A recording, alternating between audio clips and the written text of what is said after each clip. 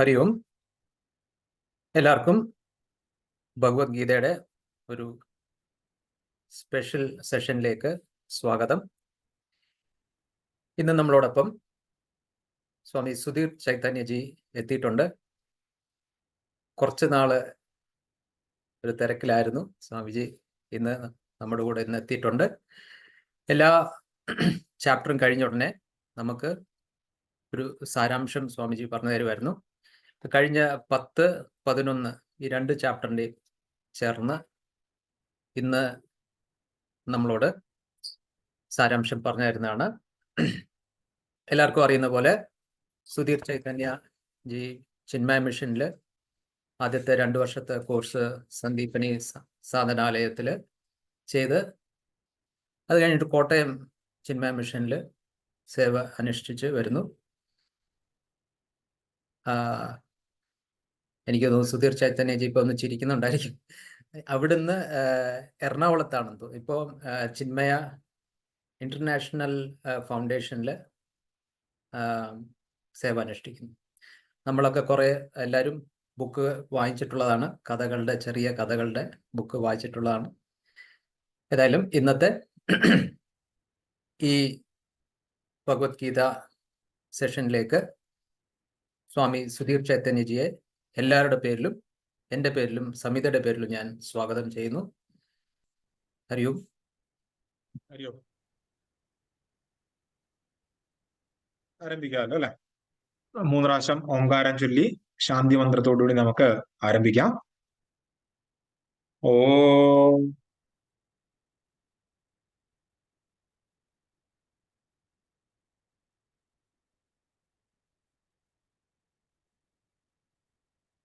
ഓം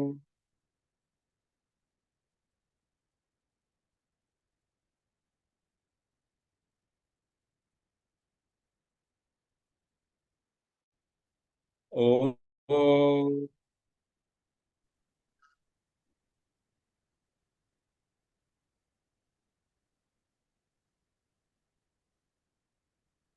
ഓം സഹനൗ സഹനൗ ഭുനക്തു സഹ വീര്യം കരവാവഹൈ തേജസ്വിനാവധീതമസ്തു മാ വിദ്വിഷാവഹൈ. ഓം ശാന്തി ശാന്തി ശാന്തി. ഹരി ഓം. ശ്രീ ഗുരുഭ്യോ നമഃ. ഹരി ഓം. ഓം സമസ്ത ജന കല്യാണേ നിരതം കരുണാമയം നമാമി ചിന്മയം ദേവം സദ്ഗുരും ബ്രഹ്മവിദ്വരം. മൂകം കരോതി വാചാലം പങ്കും ലംഘയതേ ഗിരിം യത്കൃപാതമഹം വന്ദേ പരമാനന്ദമാധവം.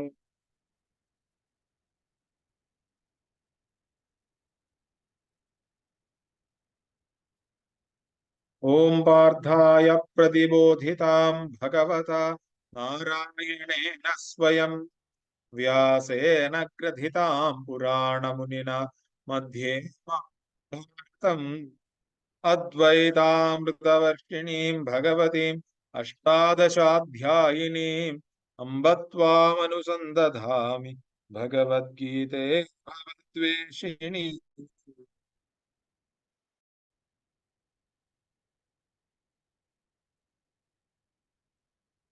ഹരി ഓം. ഏവർക്കും നമസ്കാരം. നമ്മള് കുറച്ചു നാളായി ഇതിന്റെ ഇടയില് ചിന്മയാനന്ദ സ്വാമിജിയുടെ 108ാം ജയന്തി ആഘോഷങ്ങളൊക്കെ വന്ന സമയത്ത് അതിന്റെ സംയോജനത്തിനായിട്ട് എറണാകുളത്തൊക്കെ ആയിരുന്നു. ഇപ്പൊ ഞാൻ തിരിച്ച് തൃശ്ശൂർ എത്തിയിട്ടുണ്ട്. കോട്ടയത്തല്ല, ഞാൻ തൃശ്ശൂരാണ്. തൃശ്ശൂര് ചിന്മയ മിഷന്റെ സെന്റർ കേരളത്തിലെ എല്ലാ സ്ഥലങ്ങളിലേക്കും യാത്രയ്ക്ക് സൗകര്യം എന്നുള്ള രീതിയിൽ കേരളത്തിന്റെ മധ്യഭാഗത്ത് എന്നുള്ള രീതിയിലാണ്. ഓക്കെ, ഞാൻ അടുത്ത പ്രാവശ്യവും ഇൻട്രൊഡക്ഷന്റെ സമയത്ത് ചിലപ്പോ ഏതാണെങ്കിൽ നമുക്ക് കുഴപ്പമില്ല, ആളെ മനസ്സിലായാൽ മതിയല്ലോ എന്നാണ്. അപ്പൊ നമ്മൾ കുറച്ച് നാളുകൾക്ക് ശേഷമാണ് ഭഗവത്ഗീതയുടെ ഒരു സമ്മറിക്ക് വേണ്ടിയിട്ട് നമ്മൾ വരിക. നിങ്ങൾ ഇവിടെ സ്ഥിരമായിട്ട് ഇപ്പോൾ അധ്യായങ്ങൾ കടന്നു പോകുന്നുണ്ട് എന്നറിയുന്നതിൽ സന്തോഷം. ഇപ്പൊ ഏത് അധ്യായം പൊയ്ക്കൊണ്ടിരിക്കുക? 12 കഴിഞ്ഞു. 12 കഴിഞ്ഞു. ഓക്കെ, അപ്പൊ നമ്മൾ ഏകദേശം ഓടിച്ചിട്ടെല്ലാം പിടിക്കുന്നുണ്ട്. ഓക്കെ, ശരി. അപ്പൊ നമ്മൾ ഇന്ന് ചർച്ച ചെയ്യാൻ ഉദ്ദേശിക്കുന്നത് 10ാം അധ്യായവും 11ാം അധ്യായവും വിഭൂതി യോഗവും അതേപോലെ വിശ്വരൂപ ദർശന യോഗവുമാണ്. വളരെ പ്രധാനപ്പെട്ട അധ്യായങ്ങൾ തന്നെയാണ്. അപ്പോ ഒരധ്യായം പ്രാധാന്യം കുറഞ്ഞ അധ്യായമൊന്നും ഇല്ല. എങ്കിൽ കൂടെയും വളരെ പ്രധാനപ്പെട്ട ഒരു അധ്യായം എന്ന് പറയാൻ കാരണം 7, 9, 10, 11, 12, 13 ഇതൊക്കെ 1, 2, 3, 4, 5, 6, 7, 8, 9, 10 അങ്ങനെ കണക്റ്റഡ് അല്ലാതെയും ആ തോട്ട് ഫ്ലോയുടെ രീതിക്കും ഇത് കണക്റ്റഡ് ആണ്. ഭഗവത്ഗീത നമ്മൾ മുഴുവനായിട്ട് പഠിക്കുന്ന സമയത്ത് 7ലുള്ള ചില കാര്യങ്ങൾ 9 പറയുന്നുണ്ടായിരിക്കും. അതിന്റെ ഉത്തരവായിട്ട് 11, 12 വരുന്നുണ്ടായിരിക്കും. അപ്പൊ ആ രീതിയിൽ നോക്കിയാൽ 9ാം അധ്യായത്തിന് ഒരു ബേസ് ആയിട്ട് വെച്ചിട്ട് 9ഉമായിട്ട് 10നും 11നും 12നൊക്കെ നേരിട്ട് കണക്ഷൻ ഉള്ളതായിട്ട് നമുക്ക് കാണാൻ പറ്റും. അപ്പം നമ്മൾ ഇനി കാണാൻ പോകുന്ന ഈ 2 അധ്യായങ്ങള് വളരെ പ്രധാനമാണ്. അതിനേക്കാൾ വലിയ 12 അധ്യായമൊക്കെ എന്തിന് 12 അധ്യായം നമ്മൾ പഠിക്കണം എന്ന് ചോദിച്ചാൽ 10ാം അധ്യായവും 11ാം അധ്യായത്തിലും ഭഗവാൻ ചർച്ച ചെയ്ത വിഷയങ്ങളാണ് സത്യത്തിൽ 12ാം അധ്യായത്തിന് ഉണ്ടാകാനുള്ള ഒരു കാരണം എന്ന് വരും. അപ്പൊ ആ രീതിയിലും പ്രാധാന്യമുള്ള അധ്യായമാണ്. വിഭൂതി യോഗം എന്നാണ് പേര് 10ാം അധ്യായം. 9ാമത്തെ അധ്യായത്തില് നമ്മൾ അന്ന് ചർച്ച ചെയ്തപ്പോ ഓർക്കുന്നുണ്ടായിരിക്കും, നമ്മൾ ഭഗവാന്റെ ആ സ്വരൂപം എന്താണ് എന്ന് കാട്ടിത്തന്നു. ഭഗവാന്റെ സ്വരൂപം എന്താണ് എന്ന് 9 കാട്ടിത്തന്നു. അല്ലെങ്കിൽ വേറൊരു ഭാഷയിൽ പറഞ്ഞാൽ ബ്രഹ്മതത്വജ്ഞാനം എന്താണ് എന്ന് നൽകി. 9 മാത്രമല്ലേ, വേറെ പല അധ്യായങ്ങളിലും നൽകിയിട്ടുണ്ടെങ്കിലും 9ാം അധ്യായത്തില് ഭഗവാന്റെ സ്വരൂപം, നേച്ചർ അല്ലെങ്കിൽ ബ്രഹ്മതത്വജ്ഞാനം എന്താണ് നൽകി. എന്നിട്ട് വളരെ ഗംഭീരമായിട്ട് ഭഗവാൻ എന്ത് ചെയ്തു? ബ്രഹ്മതത്വജ്ഞാനത്തിന്റെ മാർഗം അല്ലെങ്കിൽ അതിലേക്ക് എത്താനുള്ള മീൻസ് ഉദാത്തമായിട്ടുള്ള ഭക്തിയാണ് എന്ന് കാട്ടിത്തന്നു. അപ്പോഴാണ് അനന്യ ഭക്തിയെയൊക്കെ കൊണ്ടുവരുന്നത്.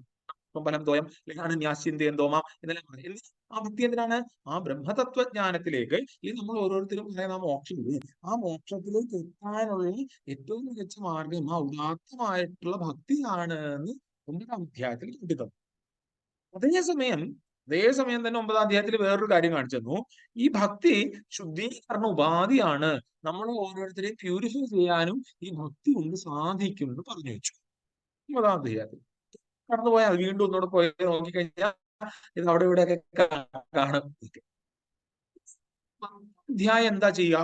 10ാം അധ്യായം ഈ ഭക്തിയെ ശക്തിപ്പെടുത്തും. എന്താണ്? ഈ ഭക്തിയെ ശക്തിപ്പെടുത്തും. സത്യം പറഞ്ഞാൽ ഭക്തിയാണ് നമുക്ക് ശക്തി തരുന്നതെങ്കിൽ ഈ വിഭൂതി, ഭഗവാന്റെ വിഭൂതി എന്താണ്? ഭഗവാനുള്ള ഭക്തിക്ക് കുറച്ചും കൂടെ ശക്തി കിട്ടും. അതിനെന്താണ്? ആ വിഭൂതിയെ സൂചിപ്പിക്കും. ഇത് പുതിയ സംഭവമല്ല. കാരണം 7ാം അധ്യായത്തിൽ നമ്മൾ വിഭൂതി കണ്ടിട്ടുണ്ട്. ഇത്തിരി 9ാം അധ്യായത്തിലും ഭഗവാന്റെ വിഭൂതി ഇത്തിരി കണ്ടിട്ടുണ്ട്. ഓർത്താൽ മതി. ഇല്ലെങ്കിൽ നമ്മളൊന്ന് പോയി നോക്കിയാൽ മതി. ഭഗവാന്റെ വിഭൂതി ഭഗവാനിലുള്ള നമ്മുടെ ഭക്തിയെ കൂട്ടി സ്ഥിരപ്പെടുത്തും. വിഭൂതി എന്ന് ചോദിക്കും. വിഭൂതി എന്താണ്? ഗ്ലോറിയാണ്. ഗ്ലോറി എന്ന് പറഞ്ഞാൽ തേജസ്, ശോഭ, യശസ് എന്നൊക്കെ പറയാം. ഭഗവാന്റെ ശോഭ, ഭഗവാന്റെ യശസ്, ഭഗവാന്റെ ആ ഒരു തേജസ് എന്താണ് എന്നെല്ലാമാണ്. ഒന്ന് വിഭൂതി ആചാര്യന്മാര് പറയാ ഭഗവാന്റെ ജ്ഞാനമാണ്. വിഭൂതി എന്താണ്? ഭഗവാന്റെ മഹിമയുടെ, മഹാത്മ്യത്തിന്റെ അറിവാണ് വിഭൂതി. അതേപോലെ ഭഗവാന്റെ പ്രകടനങ്ങളുടെ, ഭഗവാന്റെ മാനിഫെസ്റ്റേഷൻസിനെ കുറിച്ചിട്ടുള്ള അറിവും വിഭൂതിയാണ്. ഇത് രണ്ടും നമ്മൾ കാണുവേ. ഒന്ന് ഭഗവാന്റെ മഹിമയെ പറ്റി നമ്മൾ കാണും, ഭഗവാന്റെ പ്രകടനങ്ങൾ എവിടൊക്കെയാണെന്നുള്ളത് കാണും. ഇങ്ങനെ ഓരോരോ ശ്ലോകങ്ങളിൽ ഇങ്ങനെ പോയിട്ട് പ്രത്യേക 1 ശ്ലോകത്തില് അർജുനൻ ചോദ്യം ചോദിക്കും. ആ ചോദ്യത്തിന്റെ ഉത്തരവാണ് സത്യത്തിൽ എന്ത്? വിഭൂതി യോഗമായിട്ട് വരും. അവിടെ വിശദീകരിക്കേണ്ട സമയത്ത് ഒന്നിത്തിരി വിശദീകരിച്ചു. ഓർക്കേണ്ട ഒരു കാര്യം എന്താണ്? ഭഗവാന്റെ വിഭൂതിയെ അറിയുക എന്നുള്ളത് ബഹിരംഗ സാധനയാണ്. ബഹിരംഗ സാധനമാണ്. പുറത്തു നിന്ന് നമ്മൾ ഭഗവാന്റെ ആ വിഭൂതി അറിയുന്നത് സാധനയാണ്. അതേപോലെ 9ാം അധ്യായത്തിൽ കണ്ടത് എന്താണ്? ആ ഭക്തി, ഭഗവാന്റെ ഭക്തി എന്താണ്? ഉള്ളിലുള്ള സാധനം, സാധനം. 7ലും 9ലും നമ്മൾ വിഭൂതി കണ്ടിട്ടുണ്ടെങ്കിലും 10ാം അധ്യായത്തില് കുറച്ച് വിശദീകരിച്ച് നമ്മൾ ഭഗവാന്റെ വിഭൂതിയെ കാണും. എന്തിനാണെന്ന് പറയാവേ, അതിലേക്ക് കടത്തുന്നതിന് മുമ്പ് ഒന്ന് കിട്ടുന്നതാണ്. കാര്യം എല്ലാവർക്കും ഭഗവാനുണ്ടോ? ഉണ്ടോ? തലയിലേക്ക് തന്നെ ഉണ്ടോ? ചില ആൾക്കാർ അടുക്കളയിൽ നിന്നിട്ട് അരിഞ്ഞോണ്ട് ഇത് കേൾക്കുന്ന ആൾക്കാരുണ്ട്. വീഡിയോ ഓൺ ചെയ്യാത്ത ആൾക്കാർ, ചില ആൾക്കാരൊക്കെ അവര് കൊണ്ട് അടുക്കളയിലുണ്ട്, അവിടുന്ന് വേസ്റ്റ് എടുത്ത് പാത്രത്തിൽ മുഴുവനുണ്ടോ ഉണ്ട്. പക്ഷെ നമ്മുടെ ഒരു പൂജാമുറിയിൽ കിട്ടുന്ന ആ ഒരു ഫീല് നമുക്ക് ഒരു ബാത്റൂമിൽ ഇരുന്നാലോ ഒരു ബാറിൽ ഇരുന്നാലോ നമുക്ക് ഭഗവാനിലേക്ക് കണക്റ്റഡ് ആകാൻ പെട്ടെന്ന് കിട്ടുമോ? കിട്ടണമെന്നില്ല. അപ്പൊ പിന്നെന്താ, ആ ഒരു ആംബിയൻസിന് വളരെ പ്രാധാന്യമുണ്ട്. അതാണെങ്കിൽ എളുപ്പം കണക്റ്റഡ് ആവും.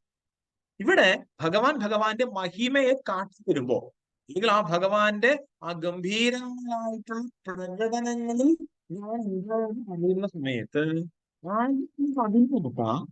ഇതിൽ നമ്മൾ ഭഗവാനെ അറിഞ്ഞതിന് ശേഷം പുതിയ എല്ലാത്തിലും ഉണ്ട് എന്ന് അറിയാൻ പറ്റും. അങ്ങനത്തെ ഒരു ഒരു ഒരു ഒരു ടെക്നിക്കാണ് ഭഗവാൻ ഇവിടെ എടുത്തിരിക്കുക. ഉദാഹരണം പറഞ്ഞാൽ, ഒരു ചെറിയ കല്ലിൽ ഭഗവാനുണ്ടോ ഉണ്ട് എന്ന് പറയും. ഓക്കെ, നമ്മൾ അംഗീകരിക്കും. ആ ഹിമാലയത്തില് ഭഗവാൻ ഉണ്ടെന്ന് പറഞ്ഞാൽ ആ ഒരു മജസ്റ്റിക് ആയിട്ടുള്ള ഹിമാലയത്തിൽ കാണുന്ന സമയത്ത് ഭഗവാന്റെ ഒരു മഹിമയെ നമുക്ക് ഈസിലി കണക്ട് ചെയ്യാൻ പറ്റും. ആ ഭഗവാൻ തന്നെ ഇവിടെ മൺകൂണയിലും ഉണ്ട് എന്ന് നമുക്ക് പതുക്കെ റിലേറ്റ് ചെയ്ത് കൊണ്ടുവരാം. മനസ്സിലായില്ലേ? ഈ ഒരു ടെക്നിക്ക് ഇവിടെ ഭഗവാൻ ഉപയോഗിക്കും. ഭഗവാന്റെ ഗ്ലോറിയെ കാണിക്കുന്ന എന്തിനാണ്? ഭഗവാന്റെ വിഭൂതിയെ നമുക്ക് പറഞ്ഞു തരുന്നത് എന്തിനാണ്? 9-ാം അധ്യായത്തിൽ കണ്ട ആ ഭക്തിയിലെ, ആ ഭക്തിയിൽ ദൃഢത ഉണ്ടാക്കും. ഇത് ഓർത്തോണം. ഇത് അർജുനനെ കൊണ്ട് ചോദിപ്പിച്ചിട്ട് ഭഗവാൻ ഭഗവാന് വേറൊരു വലിയ വിഭൂതിയുണ്ട്. നമ്മൾ ആ പോയിന്റിലേക്ക് എത്തുമ്പോൾ നമുക്ക് കാണാം. ഒന്നാമത്തെ ശ്ലോകത്തില് വീണ്ടും ഭഗവാൻ അർജുനനോട് പറയും, ഞാൻ ആ പരമമായിട്ടുള്ള സത്യത്തെ, വാക്യത്തെ, പരമതത്വത്തെ എനിക്ക് പറഞ്ഞു തരാമെന്നില്ല. ഒന്നാമത്തെ ശ്ലോകത്തിൽ പറയും. ഈ 2-ാമത്തെ ശ്ലോകത്തിൽ ഭഗവാൻ പറയും, അത് ഭഗവാന് മാത്രം അറിയാൻ പറ്റുള്ളൂ. എന്താ? പുള്ളിയെ പറ്റി പറയതേ, ഇത് കൃത്യമായിട്ട് അറിയാൻ പറ്റുള്ളൂ. ഭഗവാന് മാത്രമേ ഭഗവാന്റെ മഹത്വം അറിയൂ. ദേവന്മാർക്കും ഋഷിമാർക്കും വേറെ ആർക്കും ഇത് കൃത്യമായിട്ട് അറിയില്ല. അത് ഭഗവാന് മാത്രമേ അറിയുള്ളൂ എന്ന്. ഈ വീണ്ടും ഈ അറിവ് നേടാൻ ഇത് ഏറ്റവും ആത്യന്തികമായിട്ടുള്ള ഫലം നൽകുന്ന അറിവ്.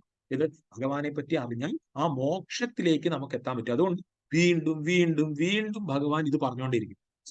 ഇതിന്റെ ഒരു പ്രത്യേകത എന്താണെന്ന് ഞാൻ ഏതോ ഒരു ദിവസം ചർച്ച ചെയ്തിട്ടുണ്ട്. ഞാൻ പറഞ്ഞിട്ടുണ്ടായിരിക്കും എന്നാണ് എനിക്ക് പൂർണ്ണമായിട്ട് ഓർക്കുന്നത്. നമ്മളെങ്കിലും ക്ഷമിക്കുക. എന്താണെന്നറിയോ? ഭഗവത്ഗീത ഓരോ അധ്യായവും പൂർണ്ണമാണ്. അതായത് ആ ഒരു അധ്യായം മാത്രം നമ്മൾ പഠിച്ചാലും നമുക്ക് കിട്ടാൻ കാര്യം കിട്ടും. മനസ്സിലായില്ലേ? അതുകൊണ്ടാണ് ഇപ്പം ചില നോവലുകളൊക്കെ, നമ്മൾ എടുത്ത് നമുക്ക് വായിച്ചു കഴിഞ്ഞാൽ എന്തെങ്കിലും മനസ്സിലാവും. അതുകൊണ്ട് എന്തെങ്കിലും ഉണ്ടോ? ഇല്ല. പിന്നെ ദൈവത്തെ സുധീർ ചെയ്ത് നോവൽ പോലും നമുക്ക് ഇടയ്ക്കൊന്നും വായിച്ചാൽ മനസ്സിലാകത്തില്ല. പക്ഷെ ഇത്രയും ഹൈ ഫിലോസഫി എന്ന് പറയുന്ന ഒരു കൃതി നമ്മൾ ഇടയ്ക്കെന്ന് ചോദിച്ചാൽ പഠിച്ചു തുടങ്ങിയാലും നമുക്ക് അതിന്റെ ഗുണം കിട്ടുന്നത് എന്താ? ഓരോ അധ്യായവും നമ്മളെ സഹായിക്കാൻ വേണ്ടിയിട്ട് പൂർണ്ണമാണ്. 1 തൊട്ട് 18 വരെ പഠിക്കുന്നതാണ് നല്ലത്.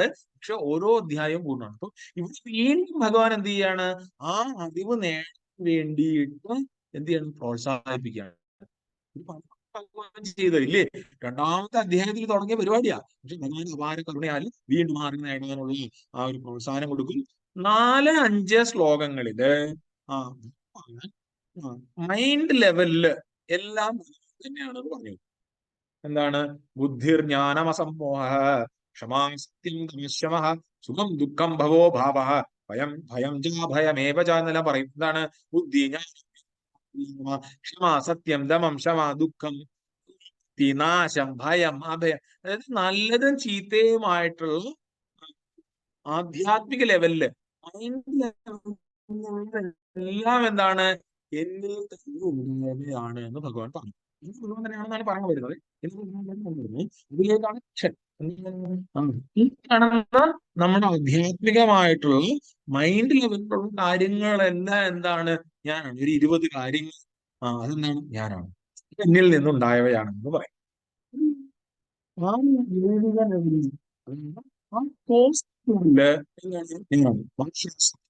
ചത്വാരോ മനവസ്തത മദ്ഭാവ മാനസാജാത യേശാം ലോകൈമാം പ്രജാസ്.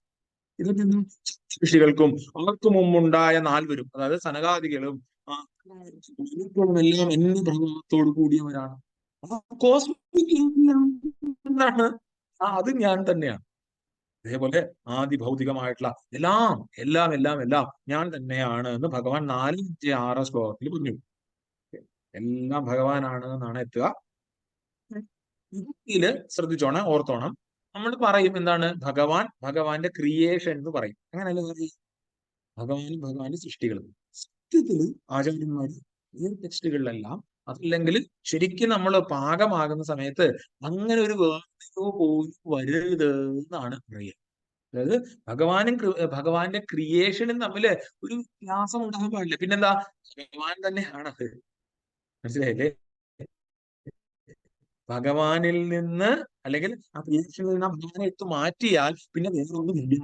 ഈ ഒരു ബോധ്യത്തിലേക്കാണ് നമ്മൾ ഓരോരുത്തരും ഉയരേണ്ടത്. 7ാമത്തെ അധ്യായത്തിൽ നമ്മൾ കണ്ടായിരുന്നില്ലേ, സൂത്രേ മണിഗണ ഇവ എന്ന് പറയുന്നത്.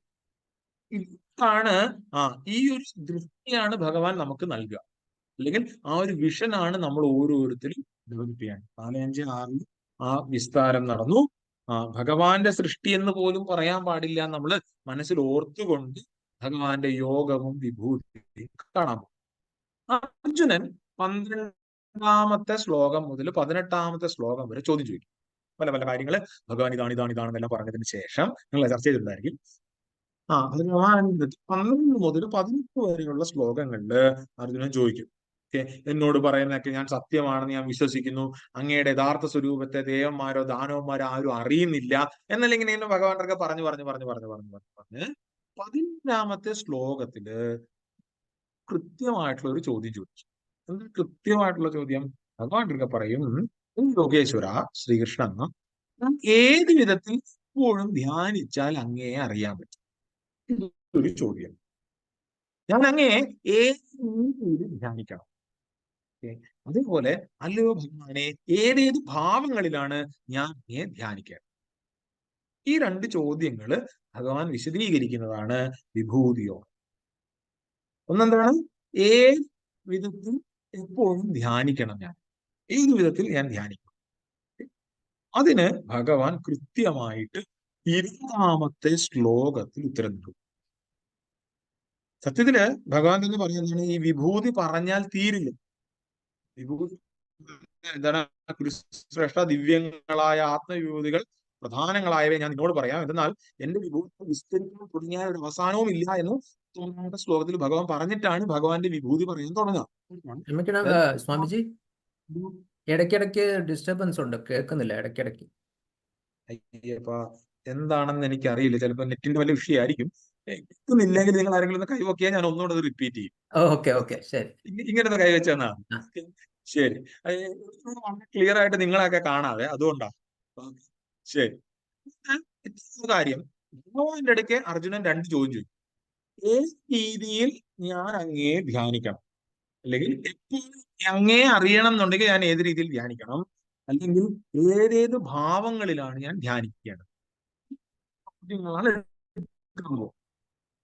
ഇത് ഭഗവാൻ ഉത്തരം പറഞ്ഞു തുടങ്ങുമ്പോൾ തന്നെ എന്റെ വിഭൂതിയെ എനിക്ക് തന്നെ എന്റെ വിഭൂതിയെ വിസ്തരിക്കാൻ പറ്റുന്നില്ല. അത്രയും അനേകമുണ്ട്. ഇതാണ് ഒരു പോയിന്റ്. പിന്നെയോ ശങ്കരാചാര്യ സ്വാമികൾ പറയും, 100 വർഷം എടുത്താൽ ഭഗവാന്റെ വിഭൂതിയെ വിസ്തരിക്കാൻ പറ്റില്ല. 100 വർഷം എടുത്താൽ. ശങ്കരാചാര്യ സ്വാമികൾ പറയും. ആ വിഭൂതിയാണ് നമ്മൾ കാണാറ്.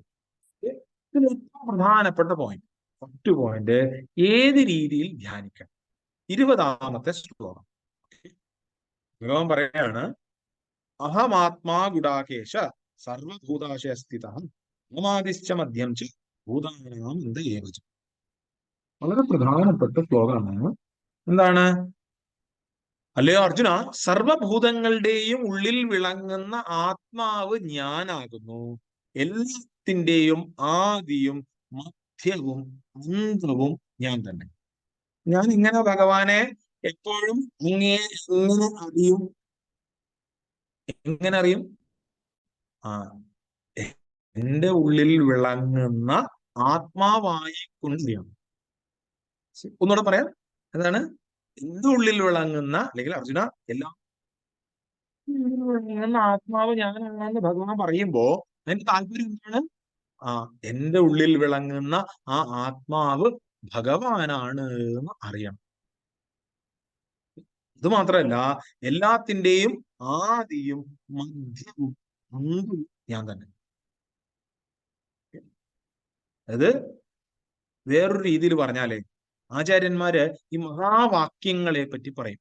മഹാവാക്യം ഏതൊക്കെയാ മഹാവാക്യം?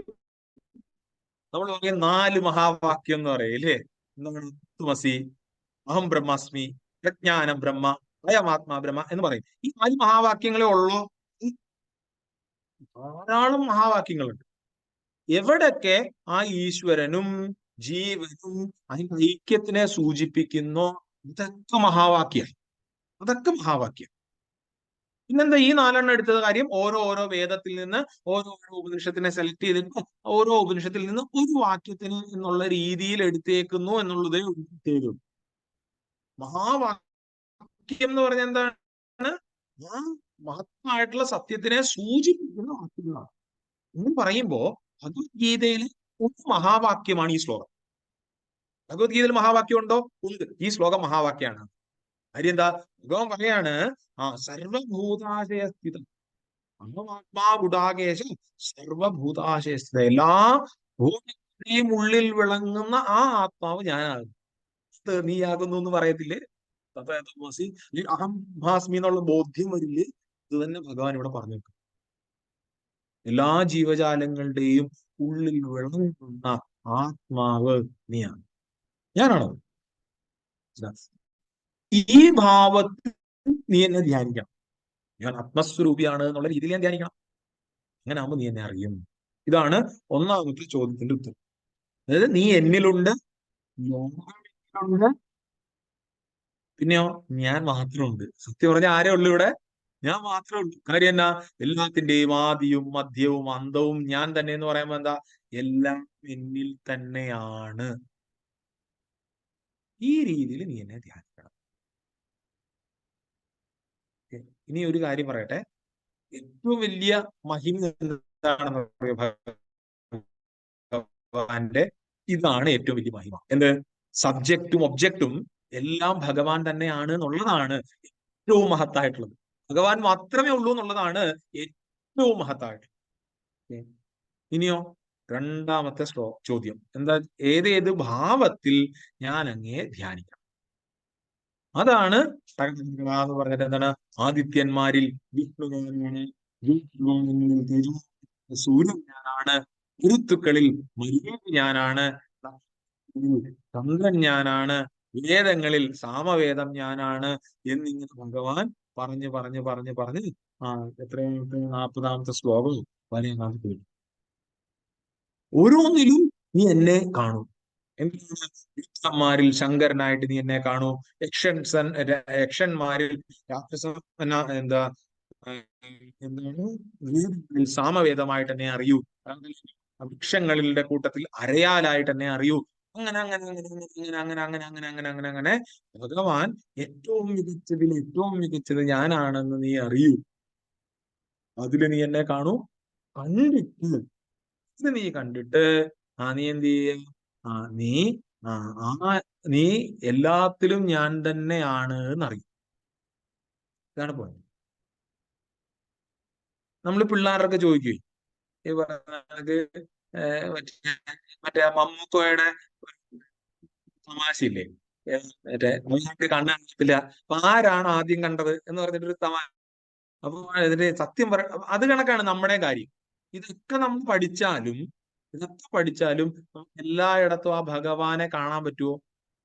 എല്ലായിടത്തും ആരാണുള്ളത്? ഭഗവാനാണ്. പക്ഷെ അപ്പുറത്തെ വീട്ടിലെ ചേട്ടൻ അയാളോട് എനിക്ക് സഹിക്കാൻ പറ്റില്ല എന്ന് നമ്മൾ പറഞ്ഞു കളയും. ഈ മഹാവാക്യൊക്കെ പഠിക്കുന്നതൊക്കെ കൊള്ളാം. അത് നമ്മുടെ ജീവിതത്തിൽ എങ്ങനെയാണ് പ്രാവർത്തികമാകുന്നത്? എന്താ മഹാവാക്യത്തിൽ പറഞ്ഞിരിക്കുന്നത്? ഈശ്വരൻ തന്നെയാണ്, അല്ലെങ്കിൽ ആത്മസ്വരൂപിയാണ് ഞാൻ തന്നെയാണ് എല്ലാം എന്ന് പറയും. പക്ഷേ ഇത് പറച്ചിൽ മാത്രമേ ഉള്ളൂ, അല്ലെങ്കിൽ ക്ലാസിന്റെ 45 മിനിറ്റ് നേരം മാത്രമേ നമുക്ക് ഈ പരിപാടി ഉള്ളൂ. ആലോചിച്ച് നോക്കിയേ. അല്ലാതെ ഈ പറഞ്ഞ കണക്ക് ജീവിതത്തിലേക്ക് നമ്മൾ എടുക്കുന്നുണ്ടോ എന്നുള്ളതാണ് ചോദ്യം. ആ ജീവിതത്തിലേക്ക് എടുക്കണം. ആ എടുക്കാൻ വേണ്ടിയിട്ടാണ് ഭഗവാൻ ഈ ഓരോ ഓരോ ഓരോ ഓരോ ചെറിയ ചെറിയ ചെറിയ കാര്യങ്ങളിൽ കൂടെ കണക്ട് ചെയ്ത് തരും. അതായത് ഞാൻ ഏതെങ്കിലും ഒരു ഗ്ലോറിയസ് ആയിട്ടുള്ള എന്തെങ്കിലും ഒരു കാര്യത്തിനെ കാണുമ്പോൾ അറിയാതെ നമ്മുടെ മനസ്സ് ശാന്തമാണെന്ന് കണ്ടുകൊണ്ടോ? കടപ്പുറത്ത് പോയിട്ടുള്ള ആൾക്കാരുമായി ബീച്ചിൽ പോയിട്ട് പള്ളിക്ക് വേണ്ടി മാത്രമല്ല, കടലിലേക്കൊന്ന് നോക്കിയിരുന്നാ അറിയാതെ നമ്മുടെ മനസ്സ് ശാന്തമാവും. അല്ലെങ്കിൽ ഒരു ഗംഭീരമായിട്ടുള്ള ഒരു മലയിലേക്ക് നമ്മൾ നോക്കി നിന്ന് കഴിഞ്ഞാൽ അറിയാതെ നമ്മുടെ മനസ്സ് ശാന്തമാവും. അല്ലെങ്കിൽ ഏറ്റവും നിശബ്ദതയോടുകൂടി നമ്മൾ ഇങ്ങനെ നിൽക്കുന്ന സമയത്ത് ആ സൂര്യൻ ഇങ്ങനെ ഉദിച്ചു വരുന്നതോ അല്ലെങ്കിൽ അസ്തമിച്ചു പോകുന്നതോ നമ്മൾ കാണുമ്പോ അറിയാതെ നമ്മുടെ മനസ്സ് ശാന്തമാവും. കാര്യം എന്നാ, നമ്മൾ പോലും അറിയാതെ ഭഗവാന്റെ ഗ്ലോറി നമ്മൾ അതിൽ ദർശിക്കും. അതൊക്കെ നമുക്ക് മനസ്സിലാവും. പക്ഷെ ഇതേ കാര്യം തന്നെയാണ് എന്റെ കൂടെ തൊട്ടപ്പുറത്ത് താമസിക്കുന്ന ആളിലും ഞാൻ കാണേണ്ടത് എന്നാണ്. അത് നമ്മൾ കാണുമോ? കാര്യം എന്നാ, അയാളും ഭഗവാന്റെ സൃഷ്ടിയാണ്. അല്ലേ, സൃഷ്ടി എന്ന് പറയാൻ പാടില്ല എന്ന് പറഞ്ഞോ, എങ്കിൽ കൂടി ഇതൊക്കെ സ്വാമി ഞങ്ങൾ കുറെ കേട്ടിട്ടുള്ള. എന്നിട്ട് ഇനി നിങ്ങൾ പറയും നിന്നെ പോലെ തന്നെ നിന്റെ അയൽക്കാരനെ കേൾക്കുക. അതൊക്കെ തന്നെ സംഭവം, അതൊക്കെ തന്നെ. പക്ഷെ നമ്മൾ നമ്മുടെ ജീവിതത്തിൽ ഈ സാധനം ജീവിക്കാറുണ്ടോ എന്നുള്ളതാണ് ചോദ്യം. എല്ലായിടത്തും ഭഗവാനാണ് എന്ന് ബോധ്യപ്പെട്ടു. ഓക്കെ, നമ്മളത് അംഗീകരിക്കുകയും ചെയ്തു. പക്ഷെ ഞാൻ എന്റെ ജീവിതത്തിൽ അത് ജീവിക്കാറുണ്ട്. ഇന്നലെ മിനിങ്ങാന്നല്ലായിട്ട് ഫേസ്ബുക്കിലും വാട്സപ്പിലും കൊടുത്തുകൊണ്ടിരുന്ന ഒരു ഫോട്ടോ ഉണ്ട്. എന്താ പറയുക, ഗേറ്റിന്റെ വാതിക്കൽ ഒരാള് ഒരു മീൻ തൂക്കി വെച്ചിരുന്നു. നിങ്ങൾ ആരെങ്കിലും ആ ഫോട്ടോ കണ്ടോന്ന് എനിക്കറിയില്ല. എന്നുവെച്ചാൽ നിങ്ങൾക്ക് ആർക്കെങ്കിലും വണ്ടി വളയ്ക്കണം എന്നുണ്ടെങ്കിൽ ഈ ഗേറ്റ് തുറക്കും, വണ്ടി അടച്ചതിന് ശേഷം ഗേറ്റ് അടച്ചിട്ടാൽ മതി എന്ന് പറഞ്ഞ് മീൻ തൂക്കിയിട്ടുണ്ട്. വളരെ സിമ്പിൾ സാധനം. അത് എന്തോ വലിയ കാര്യമാണ് എന്നുള്ള രീതിയിലാണ് ഇത് വൈറലാകുന്നത്. കാര്യം എന്നാ, ഇന്നത്തെ ഇത്രയും പോലും സഹായം നമ്മളാരും ചെയ്തു കൊടുക്കത്തില്ല വേറെ ആൾക്കാർ. അത് മനുഷ്യനാണെങ്കിൽ ചിലപ്പോൾ ചെയ്തു കൊടുക്കാനായിട്ടുള്ള ഒരു ചെറിയ കാര്യമല്ലേ? ഇല്ലില്ല. നമ്മൾ ചില വീടിന്റെ ഗേറ്റ് ഒക്കെ കണ്ടാലുണ്ടല്ലോ, പുറത്തുനിന്ന് ഒരുത്ത കയറാൻ പാടില്ലാത്ത രീതിയിലായിരിക്കും ഗേറ്റ് ഒക്കെ ഉണ്ടാക്കി അകത്തുനിന്ന് ഒരു കൂട്ടം ഉണ്ടാക്കി വെച്ചേക്കാം. നമുക്ക് കൈയിട്ട് തുറക്കാൻ പോലും പറ്റൂല. കാര്യം പിരിവുകാരെ പേടിച്ചിട്ട്. മനസ്സിലായില്ലേ? അങ്ങനെയൊക്കെ ആയിരിക്കും എന്ന് പറയും. ഇല്ലില്ല, അയ്യോ, നമ്മള് സിന്ധു എല്ലാവരെയും കേൾക്കുന്നുണ്ടോ? കേൾക്കുന്നുണ്ടോ? കേൾക്കുന്നുണ്ട് ഹരിയോ, കേൾക്കുന്നുണ്ട്. കേൾക്കുന്നുണ്ടെന്ന്. അപ്പൊ അവിടുത്തെ പ്രശ്നമാണെന്ന് തോന്നുന്നു. ഇടക്ക് വോയിസ് കുറഞ്ഞു പോകുന്നു. ഇടയ്ക്ക് പോകുന്നുണ്ട് അല്ലേ? ഒന്നും ചെയ്യാൻ പറ്റത്തില്ല. ചെയ്യാൻ പറ്റത്തില്ല ചെയ്യാൻ നോക്കാം. മഴയൊക്കെ അല്ലേ, നെറ്റിന്റെ ആയിരിക്കും. മഴ ഉള്ളതുകൊണ്ട് നെറ്റിന്റെ ആയിരിക്കും ഇങ്ങനെ പ്രശ്നം. ഹരിയോ, സ്പീഡ് കുറച്ച് പറഞ്ഞു കഴിഞ്ഞാല് ചിലപ്പം അത് കറക്റ്റ് ചെയ്ത് പോകുന്നു. ഓക്കെ, സ്പീഡ് കുറയ്ക്കാം ഞാൻ. ശരി, പോയിന്റ് ഇത്രേ ഉള്ളൂ. നമ്മൾ എല്ലായിടത്തും ഭഗവാനെ കാണാൻ ശ്രമിക്കുക. അതിനുള്ള മാർഗമാണ് ഭഗവാൻ നമുക്ക് ചെയ്തിരിക്കുക. ഒന്ന്, എങ്ങനെ ധ്യാനിക്കണം? എല്ലാവരുടെ ഉള്ളിലും വിളങ്ങുന്നതായിട്ടുള്ള ആത്മസ്വരൂപി ഞാൻ തന്നെയാണ്, അഹമാത്മാ ഗുഡാകേശ എന്നുള്ള രീതിയിൽ ധ്യാനിക്കണം. രണ്ട്, വിവിധ ഭാവങ്ങൾ എന്തൊക്കെയാണ്? ഈ ലോകത്ത് കാണുന്നതെല്ലാം ഭഗവാനാണെന്ന് അറിഞ്ഞുകൊണ്ട് ഭഗവാനിലേക്ക് കണക്ട് ചെയ്യണം. ഇത് 32ാമത്തെ ശ്ലോകത്തിലൊക്കെ പറയാം. എന്താ? മധ്യം ചാവാക്യം അർജുന. അല്ലയോ അർജുന, സൃഷ്ടികളിൽ ആദിയും മധ്യവും അന്തവും ഞാൻ തന്നെ. അത് പറയാ, ആ അഭിന്ന നിമിത്ത ഉപാദാന നമ്മൾ 7ാം അധ്യായത്തിൽ കണ്ടായിരുന്നു. അതായത് നിമിത്ത കാരണവും ഉപാദാന കാരണവും എല്ലാം ഭഗവാനാണ്. ഭഗവാനാണ് സ്വർണം. നമ്മൾ ഓരോരുത്തരും എന്താണ്? ആ സ്വർണത്താൽ ഉണ്ടാക്കപ്പെട്ട കമ്മലോ മൂക്കുത്തിയോ വളയോ മാലയോ പിന്നെ മോതിരമോ എല്ലാം. ആ സ്വർണത്തിനെ എടുത്തു മാറ്റിയാൽ പിന്നെ ഒന്നും അവശേഷിക്കാത്തത് പോലെ ആ ഭഗവാൻ ഇല്ലാതെ വേറൊന്നും അവശേഷിക്കില്ല. അപ്പം ഭഗവാൻ അത് വീണ്ടും വീണ്ടും സൂചിപ്പിച്ചു. എന്നിട്ടോ 41ാമത്തെ ശ്ലോകത്തിൽ ഭഗവാൻ ഒന്നുകൂടി ഒരു കാര്യം വിശദീകരിക്കും. എന്താണ്? മഹിമയുള്ളതോ ഐശ്വര്യമുള്ളതോ ഉൾക്കരുത്തുള്ളതോ ആയി ഏത് അതൊക്കെയും എന്റെ തേജസ്സിന്റെ അംശത്തിൽ നിന്നുണ്ടായവയാണെന്ന് നീ അറിഞ്ഞു. അതായത് എന്തൊക്കെ ഉണ്ടോ, എന്തൊക്കെയുണ്ടോ, മഹിമയുള്ളത്, ഐശ്വര്യമുള്ളത്, എന്തൊക്കെയുണ്ടോ അതൊക്കെ എന്റെ തേജസ്സിന്റെ അംശത്തിൽ നിന്നുണ്ടായവയാണ് എന്ന് അറിഞ്ഞുകൊള്ളൂ. ഇവിടെ തേജസ് ഇല്ലാത്തതായിട്ട്, മഹിമയില്ലാത്തതായിട്ട്, ഉൾക്കരുത്തില്ലാത്തതായിട്ട് ഒന്നും ഇല്ലാതെ എല്ലാം ആ ഭഗവാൻ തന്നെയാണ് എന്ന്. പിന്നെയോ എന്നിട്ട് ഭഗവാൻ അവസാനം ഒരു കൊട്ടില്ല, ഒരു കാര്യം പറയും. എന്താണ്? വേറൊരു രീതിക്ക് പറഞ്ഞു നിർത്തും. എന്നാ അർജുന, ഇങ്ങനെ ഒരുപാട് അറിഞ്ഞുകൊണ്ട് എന്താ പ്രയോജനം? ഒരുപാട് അറിഞ്ഞുകൊണ്ട് എന്താ പ്രയോജനം? എന്റെ ഒരു അംശം കൊണ്ട് മാത്രം ഞാൻ ഈ ലോകത്തിനെ തന്നെ, ജഗത്തിനെ തന്നെ താങ്ങി നിർത്തി സ്ഥിതി ചെയ്യുന്നു എന്ന് പറഞ്ഞു. അത് ഒരംശം മതി ഭഗവാൻ ഇതെല്ലാം. ഇത് പറഞ്ഞു ഇതിനെക്കുറിച്ച് സൂക്തത്തിൽ വരും. പക്ഷെ ഭഗവാൻ പറയാണ്, ഈ കാണുന്നതായിട്ടുള്ളത് മുഴുവൻ എന്താണ്? എന്റെ ഒരു അംശമാണ്. അല്ലാതെ ഇതും മുഴുവൻ ഞാനാണെന്ന് തെറ്റിദ്ധരിക്കരുത്. ഭഗവാനാണ് ഈ കാണുന്ന ഭൂമി മുഴുവൻ. അല്ലല്ലോ. അപ്പൊ മറ്റേ ജൂപ്പിറ്ററും നെപ്റ്റ്യൂണും പ്ലൂട്ടോണും ഒക്കെ ആരാ? അത് ഭഗവാൻ തന്നെ. അപ്പൊ ഈ എന്താ മിൽക്കി വേ ആണോ ഭഗവാൻ? അല്ലല്ല.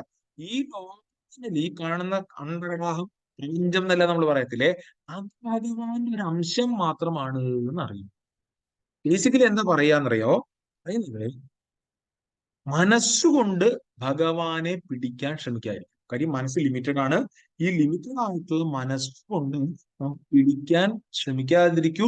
പിടിച്ചാൽ കിട്ടില്ല, അറിയാൻ കഴിയില്ല. അല്ലെങ്കിൽ ഇപ്പൊ ഈ ഒരു സിനിമയിലെ ഡയലോഗ് കൊണ്ട് നമുക്കിത് പറയുകയാണെങ്കിൽ, ഏത് സിനിമ, കുറെ സിനിമകൾക്കകത്തുണ്ട്. ഫഹദ് ഫാസിലിന്റെ ഒരു സിനിമയ്ക്കകത്ത് ഫഹദ് ഫാസിൽ പറയുന്നു, അവനെ കൊണ്ടത് കഴിയത്തില്ല എന്ന് പറയത്തില്ല, അവനെ കൊണ്ടത് ഒക്കൂല എന്ന് പറയും. ഏത് സിനിമയെ ഞാൻ ഓർക്കുന്നില്ല, ഇയാള് ജയിലിൽ കിടക്കുന്ന ഒരു സിനിമ. ഓക്കെ, അതേപോലെ സത്യം പറഞ്ഞാൽ ഭഗവാൻ അവസാനം ഇങ്ങനെ ചിരിച്ചോണ്ട് അർജുനനെ നോക്കിയിട്ട് പറയാം, മോനെ, നിന്നെ കൊണ്ട് എന്റെ മഹിമ നോക്കി മനസ്സിലാക്കാൻ പറ്റില്ല. കാര്യം എന്നാ, നമ്മൾ മനസ്സുകൊണ്ട് എത്രത്തോളം അറിയാൻ ശ്രമിച്ചാലും അതിൻ്റെയും അപ്പുറത്താണ്. ഓർക്കണേ, ഈ അറിയാതിരിക്കലും ഭഗവാന്റെ മഹിമയാണ്. ഇതൊരു ഗ്ലോറിയാണ്, ഇല്ലേ? എത്ര തന്നെ നമ്മൾ ശ്രമിച്ചാലും അതറിയാൻ പറ്റാത്ത അത്രയും ഉയർന്നതിരിക്കുന്നതും ഭഗവാന്റെ മഹിമയാണ്. അതുകൊണ്ട് നമ്മൾ എന്ത് ചെയ്യണം? Do not try to comprehend me with your mind and intellect. ഭഗവാൻ പറയാൻ, നിന്റെ മനസ്സും ഇന്റലക്റ്റും കൊണ്ട് നീ എന്നെ കോംപ്രിഹെൻഡ് ചെയ്യാൻ ശ്രമിക്കണ്ട. പിന്നെയാ, എന്നെ അറിയണമെന്നുണ്ട് എങ്കിൽ, എന്നെ അറിയണമെന്നുണ്ടെങ്കിൽ be with me, become me. അതാണ്, എന്നോടൊപ്പം ചേർന്ന് നിൽക്കൂ, ഞാൻ. അത് നമുക്ക് സാധിക്കും. എസെൻഷ്യലി, പൊട്ടൻഷ്യലി നമ്മൾ ഓരോരുത്തരും അതാണ്. എന്താ ഒന്നുകൂടെ പറയൂ. സത്യത്തിൽ നമ്മളൊക്കെ അതാണെന്ന്. എന്ത്? ഭഗവാനാണ്.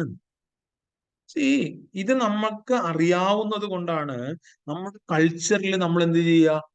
കുട്ടികൾക്ക് പേരിടുന്നത്. ഇത് ഈശ്വരന്റെ പേരാ നമ്മൾ ഇടുക. ദുർഗേ. നമ്മൾ കുട്ടിക്ക് പേരിട്ട അതിന്റെ താല്പര്യം എന്താ? പൊട്ടൻഷ്യലി അത് ദുർഗയാണ്.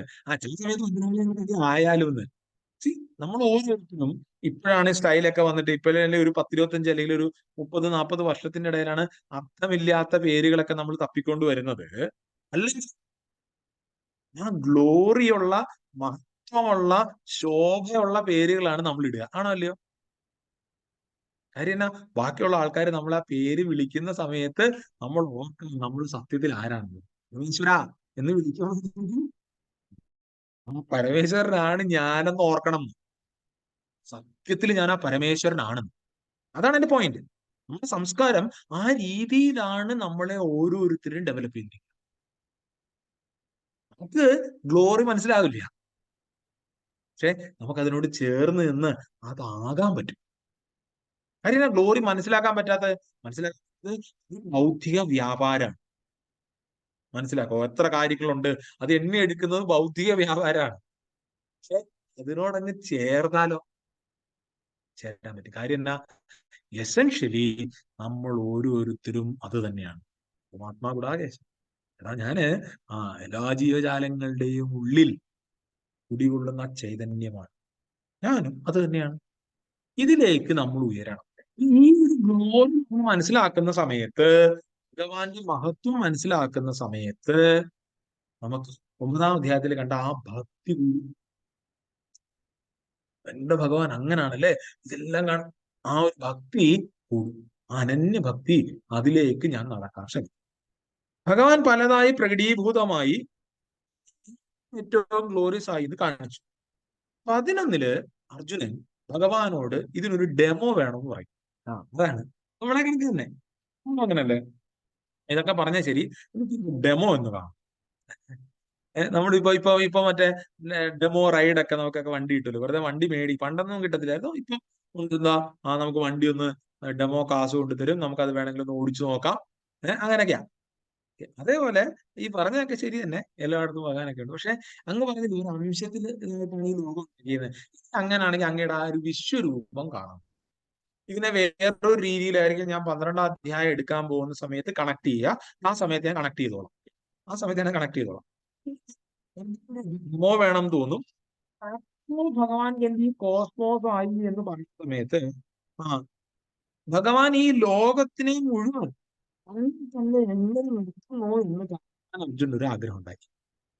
ഇതിലെങ്കിൽ യഥാർത്ഥത്തിൽ ഭഗവാൻ ആരാണ് എന്നെനിക്കൊരു രൂപത്തിൽ കാണാൻ പറ്റുമോ എന്ന് ചോദിക്കും.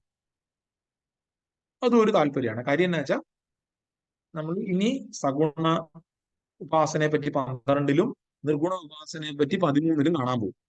ആ സമയത്ത് നമുക്ക് കൂടെ ഭഗവാനെ എല്ലാത്തിലും എല്ലാമാണ് ഭഗവാൻ എന്ന് പറഞ്ഞെങ്കിലും എനിക്ക് ഭഗവാനെ രൂപത്തിലും കാണാൻ പറ്റുമോ എന്നുള്ള ചോദ്യവും, അല്ലെങ്കിൽ ഭഗവാന്റെ യഥാർത്ഥ രൂപം എന്താണെന്ന് കാണാൻ പറ്റുമോ എന്നുള്ള രീതിയിൽ അർജുനന്റെ ഒരു ചോദ്യമല്ല. അപ്പം സത്യത്തില് ഞാൻ വേറെ ലാംഗ്വേജിലേക്ക് മാറി എന്നല്ല എനിക്ക് എഴുതി കാണിക്കുന്നുണ്ട് ഇവിടെ. ഞാൻ മലയാളം തന്നെ അല്ലേ സംസാരിക്കുന്നത്. അതെ. അപ്പം സത്യത്തില് പുവർ ഓഡിയോ ക്വാളിറ്റിയാണ്, ഒന്നും ചെയ്യാൻ പറ്റത്തില്ല. ഇപ്പം ഇപ്പോഴും പ്രശ്നമുണ്ട് ഈ പ്രശ്നം. അതെ, എന്ത് ചെയ്യാനാണ്, ഭഗവാനെ കാത്തിരക്ഷിക്കും. അത്ര നമുക്ക് പ്രാർത്ഥിക്കാൻ പറ്റുള്ളൂ. ഇടയ്ക്കിടയ്ക്കേ ഉള്ളൂ കേട്ടോ. ഓക്കെ, എനിക്കൊരു സമാധാനമായി അത് കേൾക്കുമ്പോ. ഞാൻ കഴിവതും ഞാൻ ഫാൻ ഓഫ് ചെയ്തു. ഇവിടെ എന്റെ ഫാനിന്റെ ഡിസ്റ്റർബൻസ് വേണ്ടാന്ന് വെച്ചിട്ട് കുറച്ച് സൗണ്ട് ഞാനെല്ലാം കൂട്ടി പറയുന്നുണ്ട്. വീഡിയോ ഒന്ന് ഓഫ് ചെയ്യാം കേട്ടോ. വീഡിയോ ഓഫ് ചെയ്യാൻ വേണമെങ്കിൽ. വീഡിയോ ഓഫ് ചെയ്ത ഒരു സുഖം കാണത്തില്ല, നിങ്ങൾക്ക് അതെ, ശരീരം ശരിയാണ്. കുഴപ്പമില്ല, നമുക്ക് നോക്കാം. ഇങ്ങനെ ഓക്കെ ശരി. നിങ്ങൾ ഇനി ഒന്നുകൂടെ ഈ ശ്ലോകങ്ങളിൽ കൂടുന്ന് കടന്നു പോകുമ്പോ ശ്രദ്ധിക്കേണ്ട ഒരു കാര്യം, 1-ാമത്തെ ശ്ലോകം, അർജുനന്റെ ശ്ലോകം. അർജുനൻ പറയുന്ന സമതനുഗ്രഹായ പരമം ഗുഹ്യം അധ്യാത്മ സംഹിതം എന്ന് പറയുന്ന ഒരു ശ്ലോകം സത്യത്തില് 1-ാമത്തെ അധ്യായം മുതൽ 6-ാമത്തെ അധ്യായം വരെയുള്ള ഇതിന്റെ ഒരു സമ്മറി കണക്ക് നമുക്ക് വേണമെങ്കിൽ എടുക്കാം. വ്യാമോഹം തീർന്നു ഇത്യാദി കാര്യം. 2 ആണെങ്കിലോ, 2-ാമത്തെ ശ്ലോകം 7 തൊട്ട് 10 വരെയുള്ള അധ്യായങ്ങളുടെ സമ്മറി ആയിട്ട് ആചാര്യന്മാര് വ്യാഖ്യാനിക്കാറ്. ഞാൻ സൂചിപ്പിക്കുന്നു എന്നേ ഉള്ളൂ. നിങ്ങൾക്ക് വീണ്ടും അധ്യായങ്ങളിലേക്ക് കടന്നു പോയൊക്കെ ഒന്ന് നോക്കാം. 3-ാമത്തെ ശ്ലോകത്തില് ആ വിശ്വരൂപം എന്താണെന്ന് കാണണമെന്ന് ഭഗവാനോട് അപേക്ഷിക്കുന്നത്. വിശ്വരൂപം എന്താണെന്ന് അപേക്ഷിക്കുക. എന്താണ് ഭഗവാനെ, അങ്ങ് ആത്മാവിനെ കുറിച്ച് പറഞ്ഞതെല്ലാം ശരി തന്നെ, രൂപത്തിൽ കാണാൻ ഞാൻ ആഗ്രഹിക്കുന്നു. 4-ലോ എനിക്ക് ഉറപ്പായിട്ടും കാണണം. ചേർത്ത് അപ്പൊ അവർ ഭഗവാനെ ആ രൂപം കാണാൻ ഈ ഉള്ളവൻ യോഗ്യനാണ് എന്ന് അങ്ങേക്ക് തോന്നുന്നെങ്കിൽ ഈ യോഗേശ്വര ഇനി അങ്ങ് അവ്യയമായ ആത്മസ്വരൂപത്തെ എനിക്ക് കാട്ടിത്തന്നാലും എന്ന് പറയും. 5-ാമത്തെ ശ്ലോകം മുതല് ഭഗവാൻ എന്താണ് ആ രൂപത്തിനെ കാണിച്ചു തരും. ഭഗവാൻ പറയും, നോക്കൂ, ഇത് ഒരു രൂപമേ ഉള്ളൂ എങ്കിലും നാനാവർണ്ണത്തിലും ആകൃതിയിലുമായി എന്റെ 100 കണക്കിന് 1000 കണക്കിനുള്ള ദിവ്യരൂപങ്ങളെ കണ്ടുകൊള്ളുക എന്ന് പറഞ്ഞിട്ട് ഭഗവാൻ വിശ്വരൂപത്തിനെ ദർശിക്കുകയാണ്. നിനക്ക് എല്ലാ ദേവതകളെ കാണാൻ പറ്റും, നിനക്ക് എന്നെ തന്നെ കാണണം എന്നുണ്ടെങ്കിൽ അത് കണ്ടുള്ളൂ. എന്തൊക്കെയാണോ നിനക്ക് കാണേണ്ടത് അതൊക്കെ നിനക്ക് കാണാൻ പറ്റും. ഈ ആശ്ചര്യങ്ങളായിട്ടുള്ള കാര്യത്തിനെയൊക്കെ നീ എന്ത് ചെയ്യാണ്, കണ്ടുകൊള്ളൂ. എന്നിട്ടോ 8-ാമത്തെ ശ്ലോകത്തില് ബാഹ്യചക്ഷു കൊണ്ട് മാത്രം എനിക്കിതിനെ കാണാൻ പറ്റില്ല എന്ന് മനസ്സിലാക്കിയിട്ട് ആ ഒരു ദിവ്യമായിട്ടുള്ള ചക്ഷുഷനെയും അർജുനന് കൊടുത്തു. പിന്നെ ഇതേ ദിവ്യ ചക്ഷുസ് സഞ്ജയനും കിട്ടും. അതുകൊണ്ട് സഞ്ജയൻ എന്ത് ചെയ്യും? സഞ്ജയന്റെ അനുഭവം വിശദീകരിക്കും. 5, 6, 7 ശ്ലോകങ്ങളിൽ വിശ്വരൂപം എന്താണെന്ന് പറയും. 5, 6, 7. 8 ആ ഒരു കപ്പാസിറ്റി കൊടുക്കും, വിശ്വരൂപത്തിനെ കൃത്യമായിട്ട് കാണും. 9 to 14 ശ്ലോകങ്ങളില് സഞ്ജയന്റെ വാക്കുകളിൽ വിശ്വരൂപം കാണും. നമ്മൾ ധ്യാനിക്കുന്ന സമയത്തൊക്കെ നമുക്ക് ഇതിൽ ഏത് ശ്ലോകങ്ങൾ വേണമെങ്കിലും എടുക്കാവേ. ഓക്കെ, ഞാൻ ഭഗവാനെ ഈ രീതിയിൽ കാണണം എന്നെല്ലാം ഉണ്ടെങ്കിൽ ഈ ശ്ലോകങ്ങളൊക്കെ എടുക്കാം.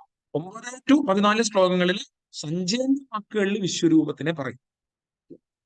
14 അർജുനൻ എന്തു പറ്റി എന്ന് നമ്മൾ കാണും. അർജുനൻ എന്ത് ചെയ്യും? തൊഴുകൈകളോടെ താണു വണങ്ങി പറയാൻ തുടങ്ങുന്നു. എന്നിട്ടോ 15 to 17 ശ്ലോകങ്ങളില് വിശ്വരൂപ ദർശനം. അർജുനൻ എന്തൊക്കെയാണ് കണ്ടത് എന്നുള്ള കാര്യങ്ങൾ പറയും. സംഖ്യം കൈകളും വയറുകളും വായകളും എന്നെല്ലാം പറഞ്ഞിട്ട് അർജുനൻ പറയും. ആദിയും മധ്യവും അന്തവും ഞാൻ കാണുന്നില്ല എന്നും പറയും. എന്ത് എന്തൊക്കെയാണെന്ന് പറയും, കാണാത്തത് എന്തൊക്കെയാണ് എന്നും.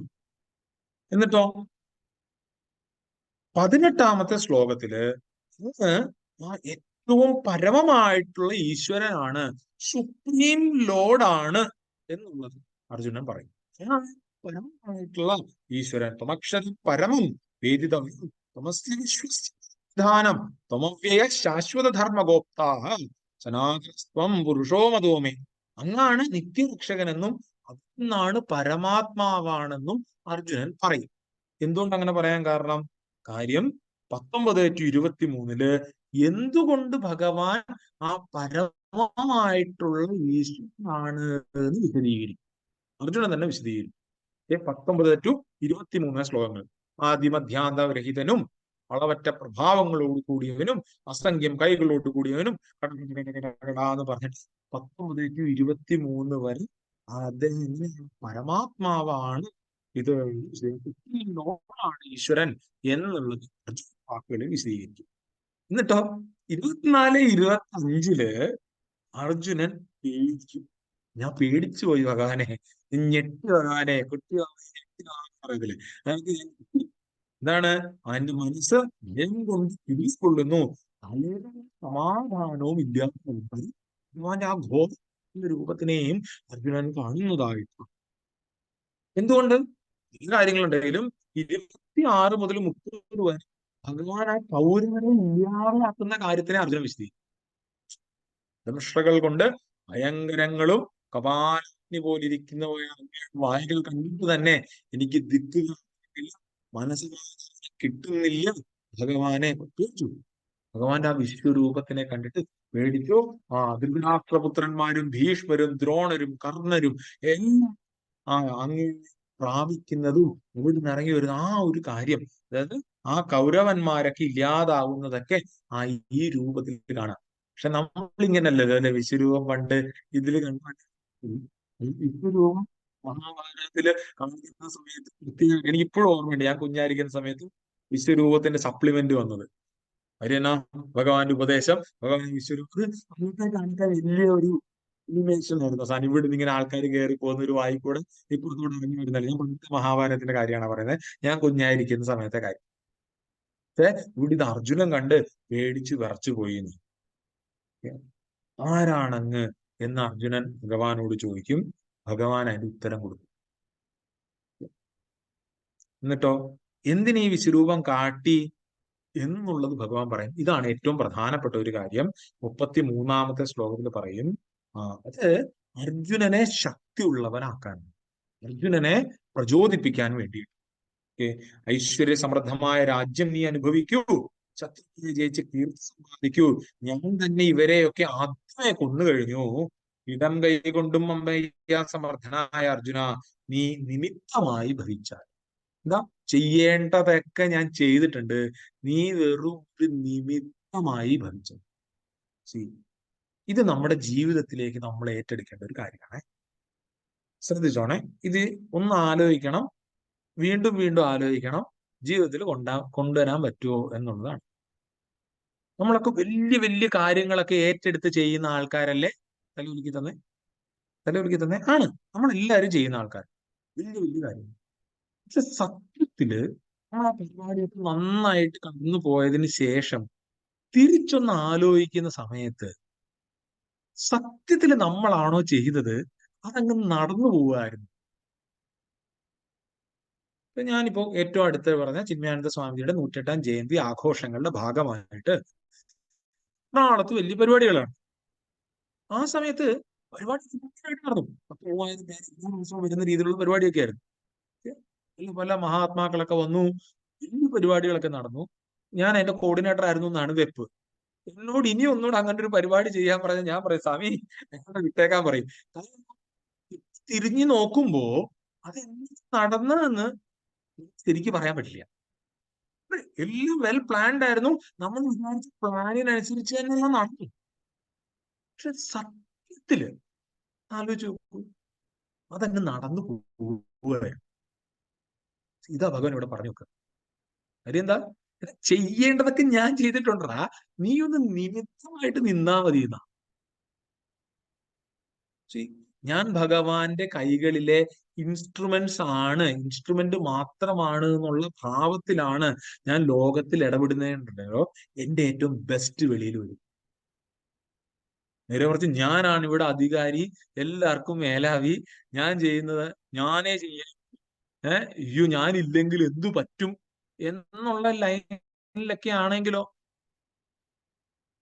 എനിക്കും ചെയ്യാൻ പറ്റത്തില്ല, ഒരു സമാധാനവും കാണത്തില്ല. ചിലപ്പോ ആ പരിപാടി കുളമാവുകയും ചെയ്യും. കുളമായാലും എന്ത് പറ്റും? അവിടെ നിന്ന് വെച്ച് ആഘോഷിക്കാന്ന്, അല്ലെങ്കിൽ നോക്കാന്ന്, വരുന്നിടത്ത് വെച്ച് കാണാന്ന്. അതിന്റെ അർത്ഥം നമ്മൾ പ്ലാൻ ചെയ്യാതിരിക്കലല്ല കേട്ടോ, ദൈവത്തെ വിചാരിക്കരുത്. നമ്മൾ ഏറ്റവും കൃത്യമായിട്ട് പ്ലാൻ ചെയ്യണം. കാര്യം ഭഗവാന് വേണ്ടിയിട്ടാണ് നമ്മൾ ചെയ്യുന്നത്. പിന്നെയോ അത് എന്ത് തന്നെ റിസൾട്ട് വന്നാലും സന്തോഷത്തോടുകൂടി സ്വീകരിക്കണം. കാര്യം ഭഗവാന്റെ പ്രസാദമാണ്. പിന്നെയോ സത്യം പറഞ്ഞാൽ ഇതൊക്കെ ഭഗവാൻ ചെയ്തു വെച്ചതാണ്. നമ്മൾ എന്ത് ചെയ്യണം? നിമിത്ത മാത്രം ഭവ. അപ്പൊ സുധീർ തന്നെ ആയിരിക്കും ആ പരിപാടിയുടെ കോർഡിനേറ്റർ. ഈ ക്ലാസിന്റെ കോർഡിനേറ്റർ ആരാ? ആരെങ്കിലും ഒരാൾ കാണും. നിമിത്തം മാത്രമാണ്. എന്നാലും ചോദിക്കുക, എന്തുകൊണ്ടാണ് നമുക്ക് എല്ലാവർക്കും ഇപ്പൊ കാണാൻ പറ്റുന്നത്? ഇപ്പൊ എന്റെ ഇവിടുത്തെ കറണ്ട് പോയി, എന്ത് ചെയ്യാനാ? ഒന്നും ചെയ്യാൻ പറ്റത്തില്ല. നിങ്ങളുടെ കറണ്ട് പോയി, എന്ത് ചെയ്യാനാ? ഒന്നും ചെയ്യാൻ പറ്റത്തില്ല. എന്നെ പറയുന്നുണ്ട്, എന്ത് ചെയ്യാൻ പറ്റും? ഒന്നും ചെയ്യാൻ പറ്റത്തില്ല. ഇതൊരു നെഗറ്റീവ് ആയിട്ടുള്ളതല്ല കേട്ടോ. ദൈവത്തെ ഓർത്തോ അയ്യോ ഒന്നും ചെയ്യാൻ പറ്റത്തില്ല, അങ്ങനല്ല. നമ്മൾ ചെയ്യേണ്ട മാക്സിമം നമ്മൾ ചെയ്യണം. പക്ഷെ അതേ സമയത്ത് നമ്മൾ ഓർക്കണം എന്താണ്? ഭഗവാൻ നമുക്ക് വേണ്ടി എല്ലാം ചെയ്തു വെച്ചിട്ടുണ്ട്. നമ്മൾ ഓരോരുത്തരും വെറുതെ ഇവിടെ പോയി ആ പേര് മേടിക്കണം. ഓക്കെ, സുധീർ ചൈതന്യാണ് ഇന്ന് ക്ലാസ് എടുത്തത്, അതെനിക്ക് കിട്ടിയ പേരാ. ഓക്കെ, ഇവിടെ ആരെങ്കിലും 1-2 പേരായിരിക്കും ഇതിന്റെ കോർഡിനേറ്റേഴ്സ്. അവരാണ് ഞാനാണ് ഇത് ഇന്നത്തെ പരിപാടി കോർഡിനേറ്റ് ചെയ്തത്. ചെയ്യേണ്ടത് പുള്ളി ചെയ്തു വെച്ചിട്ടുണ്ട്. ഈ ഒരു തലത്തിലേക്ക് നമ്മൾ ഉയരണം എന്നുണ്ടെങ്കിൽ കർമ്മയോഗം ചെയ്ത് മനസ്സിനെ ശുദ്ധമാണ്. ഇല്ലെങ്കിൽ വീണ്ടും വീണ്ടും വീണ്ടും നമ്മുടെ മനസ്സിൽ എന്താണ് ആ ചിന്ത വരും, ഞാനാണ് ചെയ്തത്, വിഷു ഞാനില്ലെങ്കിൽ. ചില സമയത്ത് വളരെ വിനയത്തോടു കൂടിയൊക്കെ നമ്മൾ പറയും, ഒന്നും ചെയ്യുന്നില്ല കേട്ടോ, പക്ഷെ ഇപ്പം ചെയ്യുന്നുള്ളൂ കേട്ടോ, ആയിട്ട് ഞാനൊരു 78 പേർക്ക് ക്ലാസ് എടുക്കുന്നുണ്ട് കേട്ടോ എന്നെല്ലാം പറഞ്ഞാളേ. മനസ്സിലായില്ലേ? പറയുമ്പോ ഭയങ്കര ഹ്യൂമിലിറ്റി ഒക്കെ ആയി. പക്ഷെ സത്യത്തിലൊന്ന് ആലോചിച്ച് നോക്കൂ, അവിടുന്ന് അവൻ ചെയ്യുന്നു, നമ്മൾ അതിന്റെ ക്രെഡിറ്റ് ഏറ്റെടുക്കുന്നു. ഭഗവാൻ പറയാടാ നീ ചെയ്തോ, നിനക്ക് വേണ്ടി ചെയ്യേണ്ടതൊക്കെ ഞാൻ ചെയ്തിട്ടുണ്ട്, നീ എന്ത് ചെയ്യുക, നീ എന്റെ ക്രെഡിറ്റ് ആയിട്ട്. ഇത് കഴിഞ്ഞപ്പോഴെന്താണ്? സഞ്ജയൻ പാണ്ഡവർ വിജയിക്കും എന്നുള്ള സൂചന കൊടുക്കും. 35ാമത്തെ ശ്ലോകത്തിൽ ധൃതരാഷ്ട്രൻ പോയി, സ്വാമി എല്ലാം പോയി, ശ്രീകൃഷ്ണ അർജുനെ റെഡിയാക്കിയിട്ടുണ്ട്, പാണ്ഡവരെ ജയിക്കത്തുള്ളൂ എന്നുള്ള സൂചന കൊടുക്കും. 40 ശ്ലോകത്തില് അർജുനൻ സ്തുതിക്കും, ഭഗവാനെ സ്തുതിക്കും. നോക്കിയാൽ മതി. പിന്നെ 41-44 ശ്ലോകങ്ങളില് അർജുനന്റെ ക്ഷമാപണ യാചനയാണ്. 45-46 ശ്ലോകങ്ങളില് ഭഗവാനെ നീ വീണ്ടും ആ പഴയ രൂപത്തിലേക്ക് തിരിച്ചു വരൂ എന്നുള്ള റിക്വസ്റ്റാണ്. ഭഗവാന്റെ അപാരമായിട്ടുള്ള സ്നേഹം 47ാമത്തെ ശ്ലോകം. എന്താണ് 47ാമത്തെ ശ്ലോകത്തില്? 47ാമത്തെ ശ്ലോകത്തിൽ സ്നേഹം കൊണ്ട് ഭഗവാൻ പറയും ഞാൻ തിരിച്ചു വരാന്ന് പറയാം. അർജുന നിന്നിൽ പ്രസന്നനായ ഞാൻ സ്വന്തം യോഗശക്തിയിൽ ഈ പരമോത്കൃഷ്ടം നിനക്ക് കിട്ടിത്തന്നു. തേജോമയവും വിശ്വാത്മകവും അനന്തവും ആദിമൂലവുമായ എന്റെ ഈ രൂപം ഉണ്ടല്ലോ, നീ ഒഴിച്ചു വേറെ ആരും കണ്ടിട്ടില്ല. ഭഗവാന്റെ കരുണ. ആ പഴയ രൂപം ഭഗവാൻ തിരിച്ചു കാട്ടുന്നു. എന്നിട്ടോ ഭഗവാൻ ഇത് തിരിച്ചു കാട്ടുന്നു. എന്നിട്ട് ആ വിശ്വരൂപത്തിന്റെ ആ ഒരു റയർനെസ് ഭഗവാൻ എന്താണ് 52, 53 ശ്ലോകങ്ങളിൽ പറയുന്നു. ഇത് കാണാൻ വളരെ പ്രയാസമാണ്. ദേവന്മാർ പോലും ഇതൊന്ന് കാണാൻ സദാ കൊതിച്ചുകൊണ്ടിരിക്കുന്നു. ഏതു വിധം നീ കണ്ടുവോ ആ വിധമുള്ള എന്റെ വിശ്വരൂപത്തെ വേദാധ്യയനം, തപസ്, ദാനം, യജ്ഞം എന്നിവ കൊണ്ടൊന്നും കാണാനാകില്ല എന്ന് പറയും. എന്നിട്ടോ 54ാമത്തെ ശ്ലോകമാണ് നമുക്ക് ഏറ്റവും, 54, 55 ആണ് ഏറ്റവും പ്രധാനം. എന്താണ്, എങ്ങനെ നമുക്ക് ഇതിലേക്ക് എത്താം? വീണ്ടും ഭഗവാൻ വരും. എന്താണ്, ആ അനന്യഭക്തി കൊണ്ട്. മെത്തഡോളജി എന്താണ്? വിശ്വരൂപത്തിലേക്ക് എത്താൻ, അല്ലെങ്കിൽ ഈ ഒരു പരമാത്മാവിനെ ദർശിക്കാൻ എന്താ മാർഗം? അനന്യഭക്തി കൊണ്ട് എനിക്ക് എന്റെ സ്വരൂപത്തെ ശരിയാവണ്ണം അറിയാനും കാണാനും മാത്രമല്ല, അതുമായി ചേരാനും അനന്യഭക്തി കൊണ്ട് സാധ്യമാണ്. ജ്ഞാതും ദൃഷ്ടും ച തത്വേന പ്രവേഷ്ടും ച പരന്തപന്യയാ ശക്യമേവം വിധോർജുന. അർജുന, എന്നോട് ചേരാൻ, തന്മയീഭവിക്കാൻ ആ അനന്യഭക്തി കൊണ്ട്. ഈ അനന്യഭക്തി എങ്ങനെ എനിക്ക് കൂടുന്നത്? അതിൽ ഭഗവാന്റെ വിഭൂതി ദർശിച്ചിട്ട്. മനസ്സിലായില്ലേ? ഭഗവാൻ പറയും 55ാമത്തെ ശ്ലോകത്തിൽ ഭഗവാൻ എന്ത് ചെയ്യും? സമ്മറൈസ് ചെയ്യും. മത്കർമ്മകൃത് മത്പരമഃ മദ്ഭക്തഃ സംഘവർജിതഃ നിവൈരഃ സർവഭൂതേഷു യഃ സ മാമേതി പാണ്ഡവ എന്ന് പറഞ്ഞിട്ട് എന്താണ് ഭഗവാൻ സമ്മറൈസ് ചെയ്യും. എന്താണ്? മതർപ്പണമായി, ഈശ്വാർപ്പണമായി സർവകർമ്മങ്ങളും ചെയ്യുന്നവനും, എന്നെ പരമാത്മാവിനെ തന്നെ പരമാശ്രയമായി കരുതുന്നവനും, എന്നിൽ പരമപ്രേമത്തോട് കൂടിയവനും, മറ്റൊന്നിലും ഒട്ടൽ ഇല്ലാത്തവനും, ഒരു ജീവിയുടെ നേരെയും വിദ്വേഷമില്ലാത്തവനും അവൻ എന്നിൽ പ്രാപിക്കും. ഭഗവാനിൽ പ്രാപിക്കാൻ എന്താ വേണ്ടത്? 5 പോയിന്റ്. ഈ പോയിന്റ് ഓർക്കുക. എന്തൊക്കെ 5 പോയിന്റ്? ഒന്ന്, ഈശ്വരാർപ്പണമായി സർവകർമ്മങ്ങളും ചെയ്യുക. നമ്മളിത് 3ാം അധ്യായം കണ്ട സമയത്ത് എന്താണ് ഈശ്വരാർപ്പണ ബുദ്ധി എന്ന് കണ്ടത്. ഒന്നാമത്തെ പോയിന്റ് എന്താണ്? ഈശ്വരാർപ്പണമായിട്ട് സർവ കർമ്മങ്ങളും ചെയ്യുക. പരമാത്മാവിനെ പരമലക്ഷ്യമായി കരുതുക. ഇതിനെ നമ്മൾ വിശദീകരിക്കും അടുത്ത ശ്ലോകം, അടുത്ത അധ്യായം. 3, ഭഗവത് ഭക്തി വളർത്തുക. എന്തുകൊണ്ട് ഈ ഭഗവത് ഭക്തി? യോഗത്തിൽ നമ്മൾ കാണും. 4, മറ്റൊന്നിലും ആസക്തനാവാതിരിക്കുക. ഭഗവാനല്ലാതെ വേറെ ഒന്നിലേക്കും നമ്മുടെ ശ്രദ്ധയെ ഡിസ്ട്രാക്ട് ചെയ്യാതിരിക്കുക. പിന്നെയോ, ഒരു ജീവിയെയും വെറുക്കാതെ ദ്രോഹിക്കാതെ ഇരിക്കുക. ഈ രീതിയിൽ നീ നിന്നാൽ എന്താണ്, നിനക്ക് എന്റെ പരമമായിട്ടുള്ളതിലേക്ക് എത്തിച്ചേരാം. അങ്ങനെ പറഞ്ഞ് ഭഗവാൻ ഇത് ഉപസംഹരിക്കും. ഉടനെ അർജുൻ ഒരു സംശയം വരും. എന്ത്? എല്ലായിടത്തും എല്ലാ ഗ്ലോറിയിലും എല്ലാം ഭഗവാന്റെ വിഭൂതിയാണെന്ന് അറിഞ്ഞിട്ട് എല്ലായിടത്തും ആ ഭഗവാനെ കാണുന്നതാണോ മികച്ചത്, അതോ ഒരു വലിയ ഒരു രൂപത്തിൽ ഭഗവാനെ കാണുന്നതാണോ മികച്ചത്? ഈ ചോദ്യം അർജുനൻ 12ാം അധ്യായത്തിൽ ചോദിക്കും. അപ്പൊ ഭഗവാൻ അതിന് മറുപടി കൊടുക്കും. അതാണ് 12ാം അധ്യായം. ശരി, ഏകദേശം ഞാൻ ഓടിച്ചു വിട്ടു. 55 + 42 എത്ര? 7, 5, 4, 9, 97 ശ്ലോകങ്ങളുടെ സാധനമാണ് ഈ പറഞ്ഞ കണക്ക് 45 മിനിറ്റ് നമ്മള് ഓടിച്ച് കണ്ടു. പക്ഷെ ഏകദേശം അതിന്റെ സാരമൊക്കെ തൊട്ട് പോയിട്ടുണ്ട്. വീണ്ടും ഒരിക്കൽ കൂടെ നിങ്ങൾ ഓരോരുത്തരും ഈ അധ്യായങ്ങളിൽ കൂടെ കടന്നു പോകുമെന്ന് പ്രതീക്ഷിക്കുന്നു. നമ്മൾ പോവാം. എന്തെങ്കിലും സംശയങ്ങൾ കാര്യങ്ങളുണ്ടെങ്കിൽ ചോദിക്കുകയും ചെയ്യാം. നമുക്കിനി 12ാം അധ്യായത്തിന്റെ സമ്മിങ് അപ്പിന് വേണ്ടിയിട്ട്, സമ്മറിക്ക് വേണ്ടിയിട്ട് നമുക്ക് ഇനിയും കാണാം. ഓക്കെ, 3 പ്രാവശ്യം ഓംകാരം ചൊല്ലി ശാന്തി മന്ത്രം. ഓം ഓം ഓം പൂർണ്ണ പൂർണ്ണമതഃ പൂർണ്ണമിദം പൂർണ്ണാത് പൂർണ്ണമുദച്യത്തെ പൂർണ്ണസ്യ പൂർണ്ണമാദായ പൂർണ്ണമേവാവശിഷ്യത്തെ. ഓം ശാന്തി ശാന്തി ശാന്തി. ഹരി ഓം. ശ്രീ ഗുരുഭ്യോ നമഃ. ഹരി ഓം. ഹരി ഓം. ഹരി ഓം. ഈ ഒരൊറ്റ അനൗൺസ്മെന്റും കൂടെ പറഞ്ഞതിന് ശേഷം നിങ്ങൾക്ക് എന്തെങ്കിലും ചോദിക്കാനോ പറയാനുണ്ടെങ്കിൽ ചോദിക്കാം. ആ. ഒന്നുമല്ല, നവംബർ മാസത്തില് നമ്മള് ഒരു സാധനാ ശിബിരം പൂനെയിൽ വെച്ച് സംഘടിപ്പിക്കുന്നുണ്ട്. പൂനെയിൽ. അപ്പം ഇതെന്താ വെച്ച് കഴിഞ്ഞാൽ നിങ്ങൾ എല്ലാവരും തിരക്കാണ്, അയ്യോ അല്ലെങ്കിൽ തന്നെ ഞങ്ങൾക്ക് ഇങ്ങനത്തെ പഠനങ്ങൾക്കൊന്നും സമയം കിട്ടുന്നില്ല, സമയം എന്നെല്ലാം പറയുന്ന ആൾക്കാർക്ക് നേരത്തെ നമ്മളൊരു ഇത് തരികയാണ്. ഒരു 5 ദിവസം, അതായത് 3 ദിവസം ക്ലാസ്, 2 ദിവസം തീർത്ഥയാത്ര എന്നുള്ള രീതിയിൽ 5 ദിവസത്തെ ഒരു പരിപാടിയാണ്.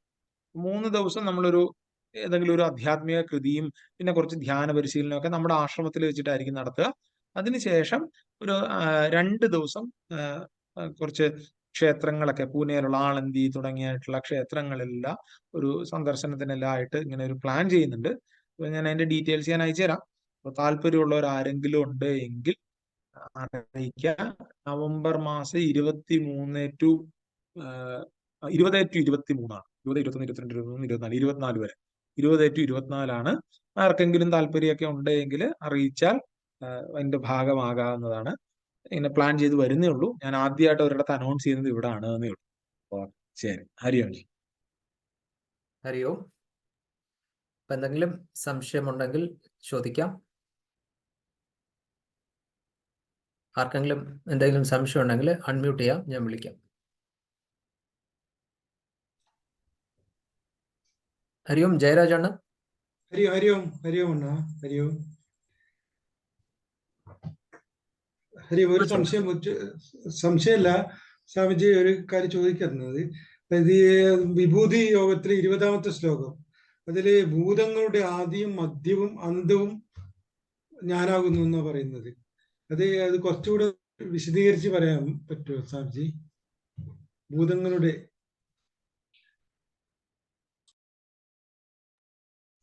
എല്ലാ ജീവജാലങ്ങളുടെയും ആദിയും മധ്യവും അന്തവുമാണ് എന്നുള്ളതാണ് അതിന്റെ സാമാന്യം.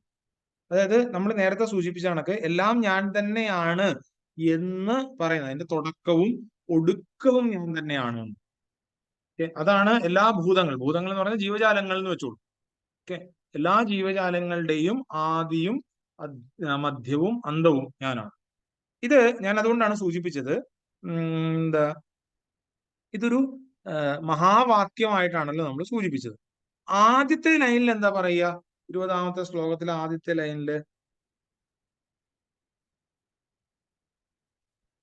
ലൈനിൽ പറയുന്നത് അഹമാത്മാ ഗുഡാകേശഃ സർവഭൂതാശയ സ്ഥിത. അർജുന, സർവഭൂതങ്ങളുടെയും ഉള്ളിൽ വിളങ്ങുന്ന ആത്മാവ് ഞാനാണ്.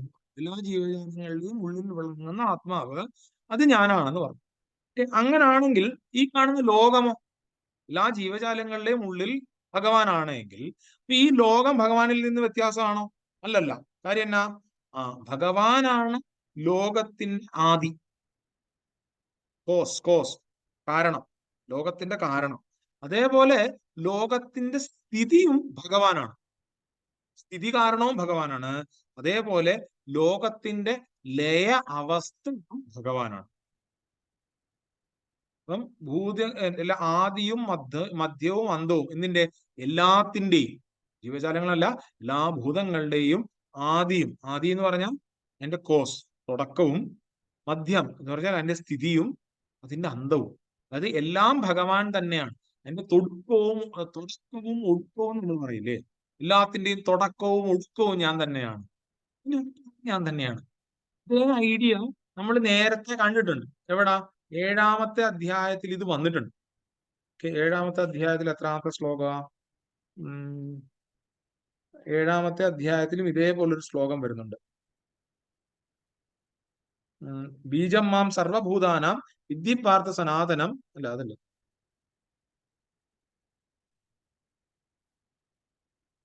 മത്തഃ പരതരം നാന്യത് കിഞ്ചിതസ്തി ധനഞ്ജയ.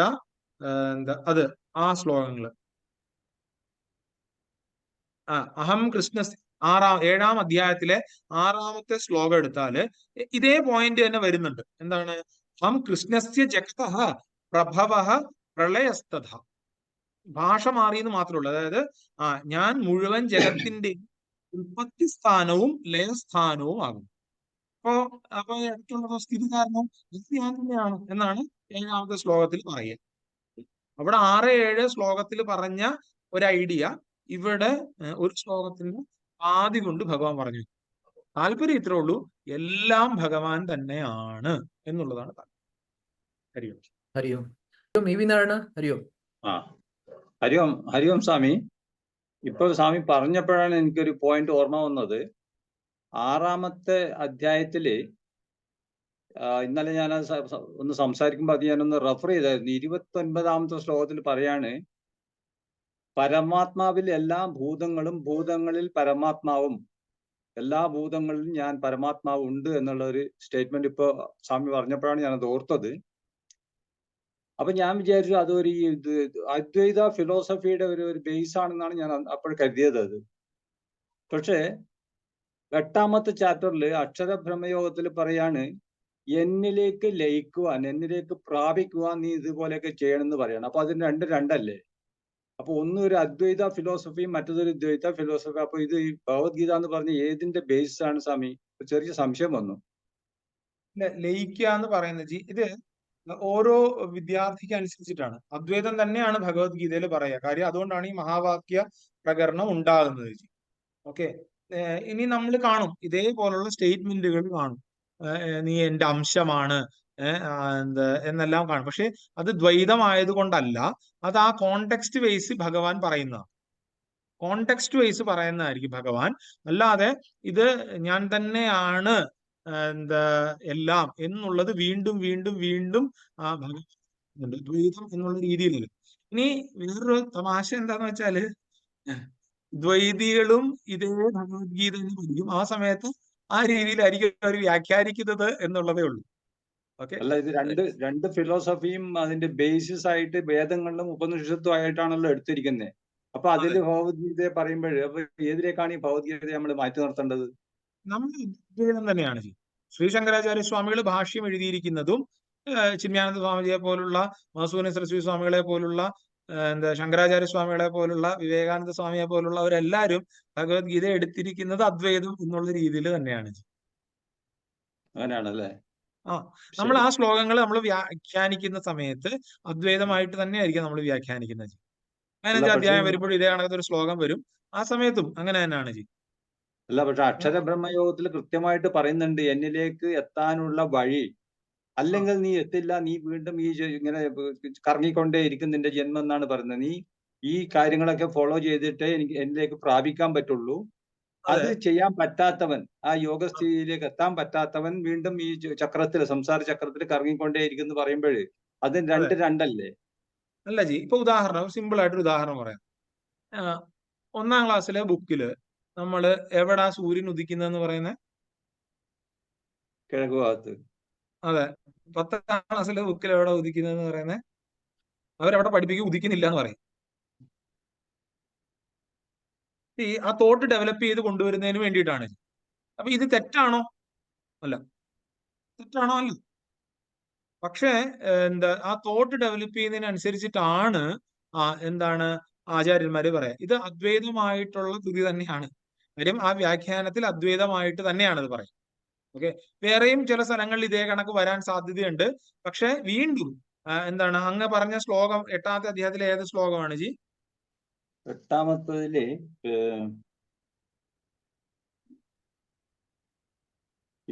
ഇതിപ്പോ 19ാമത്തെ ശ്ലോകത്തിൽ ഇത് പറയുന്നുണ്ട്. അത് സാധനയായിട്ടായിരിക്കും ജി.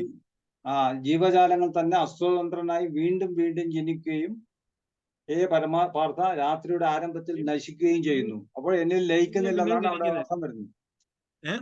അല്ല ജി, അതും സാധനയായിട്ട് പറയുന്നതായിരിക്കും. പക്ഷെ ഇത് വീണ്ടും വീണ്ടും ഭഗവാൻ പ്രത്യേകിച്ച് ഈ അധ്യായത്തിലും അതേപോലെ 13ാമത്തെ അധ്യായത്തിൽ ഇതേപോലെ മഹാവാക്യം വരുന്നുണ്ട്. ഓക്കെ, 3ാമത്തെ ശ്ലോകം 4ാമത്തെ ശ്ലോകമായിട്ട് മഹാവാക്യം വരുന്നുണ്ട്. ഇത് അദ്വൈതമായിട്ടുള്ള കൃതി തന്നെയാണ്. പിന്നെ ഇതെന്താ വെച്ചാല് ഇതേ കൃതിയെ ആചാര്യന്മാര്, വൈദികള് എന്താ ദ്വൈതത്തിന്റെ രീതിയിലും വ്യാഖ്യാനിക്കും. ഇനി ഔട്ട് ഓഫ് കോണ്ടെക്സ്റ്റ് ഞാനൊരു കാര്യം പറയാവേ, ഔട്ട് ഓഫ് കോണ്ടെക്സ്റ്റ് ഞാനൊരു കാര്യം പറയാം. സി, അദ്വൈതമാണ് സത്യം എന്ന് പറയുന്നത് നമ്മുടെ ശ്രുതി യുക്തി അനുഭൂതി കൊണ്ടാണ്. ഒരു കൃതി അദ്വൈതമാണോ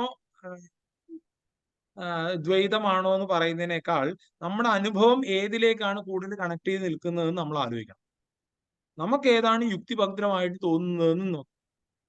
കാര്യം ഈ ദ്വൈതവും കഴിഞ്ഞിട്ടാണ് അദ്വൈതത്തിലേക്ക് എത്തുക. ചിലപ്പോൾ തുടക്കത്തിൽ അങ്ങനെ ആയിരിക്കാം. നമ്മളെല്ലാവരും എങ്ങനെ പ്രാർത്ഥിച്ചു തുടങ്ങുന്നത് അല്ലെങ്കിൽ ആചരിച്ചു തുടങ്ങുന്നത്, എല്ലാവരും ആദ്യത്തെ ദിവസം തന്നെ അദ്വൈതിയായിട്ടല്ലല്ലോ. അപ്പൊ ആ രീതിയിൽ നമ്മൾ എടുക്കണം എന്നാണ് ഞാൻ മനസ്സിലാക്കിയേക്കുന്നത്. നമ്മൾ ചെയ്യുന്നതും അങ്ങനെയാണ്. നമ്മള് അദ്വൈതം എന്ന് പറയുന്ന ഫിലോസഫി പഠിക്കുമ്പോൾ തന്നെ അടുത്ത 12ാമത്തെ അധ്യായത്തിൽ എന്താ നമ്മൾ ചെയ്യുക? 12ാമത്തെ അധ്യായത്തിൽ നമ്മൾ കൃത്യമായിട്ട് ഉപാസനയാണ് ചെയ്യുക. ഉപാസനയെ പറ്റിയാണ് പറയുക. എന്താ സഗുണ ഉപാസനയെ പറ്റി, നിർഗുണ ഉപാസനയെ പറ്റിയിട്ടാണ് പറയുക. അപ്പൊ അത് ദ്വൈതത്തിന്റെ കൃതിയാണോ? അല്ല, ദ്വൈതത്തിന്റെ കൃതി ആയതുകൊണ്ടല്ല. കാര്യം എന്നാ? പടിപടിയായിട്ട് നമ്മൾ കയറാൻ വേണ്ടിയിട്ടാണ് എന്നുള്ളതാണ്. 12ാം അധ്യായം നോക്കിക്കഴിഞ്ഞു കഴിഞ്ഞാൽ എന്താ ഉപാസന എന്താ സഗുണ ഉപാസനയെ പറ്റിയിട്ടാണ് അതിൻ്റെ അത് കൂടുതൽ വിശദീകരിക്കുക. 13ാം അധ്യായം എടുക്കുന്ന സമയത്ത് നിർഗുണ ഉപാസനയിലേക്ക് വരും. മനസ്സിലായില്ലേ? അതിന്റെ അർത്ഥം ഈ ഒരു കൃതി, പ്രത്യേകിച്ച് ഭഗവത്ഗീത, അത് അദ്വൈതമാണ് എന്നുള്ള രീതിയിലല്ല, അല്ല എന്താ ദ്വൈതമാണ് എന്നുള്ള രീതിയിൽ തെറ്റിദ്ധരിക്കേണ്ട, അല്ലെങ്കിൽ അങ്ങനെ വിചാരിക്കേണ്ട കാര്യമില്ല. അങ്ങനെ വിചാരിക്കേണ്ട കാര്യമില്ല എന്നാണ് എന്റെ അഭിപ്രായം. അറിയൂ. ഹരിയോം സ്വാമി. വേറെ ഏതെങ്കിലും ചോദ്യമുണ്ടെങ്കിൽ ചോദിക്കാം, അല്ലെങ്കിൽ നമുക്ക് ഇവിടെ പൂർണ്ണമാക്കാം. എല്ലാവർക്കും ഇന്നത്തെ ഭഗവത്ഗീത ഈ സ്പെഷ്യൽ സെഷൻ വന്ന് കേട്ടതിന് എല്ലാവർക്കും നന്ദി. അതേപോലെ നമ്മുടെ സ്വാമിജി കുറച്ച് നാൾ കഴിഞ്ഞിട്ടായാലും വന്ന് നമ്മുടെ 2 ചാപ്റ്ററിൻ്റെയും സാരാംശം പറഞ്ഞ് തന്നു. സ്വാമിജിക്ക് എല്ലാവരുടെ പേരിലും എൻ്റെ പേരിലും സമിതിയുടെ പേരിലും നന്ദി അറിയിക്കുന്നു. അടുത്ത ചാപ്റ്റർ 12ാമത്തെ ചാപ്റ്ററാണ്. അത് വരുന്ന 2-3 ആഴ്ചയിൽ കാണും. ഹരിയും. എല്ലാവർക്കും ശുഭരാത്രി.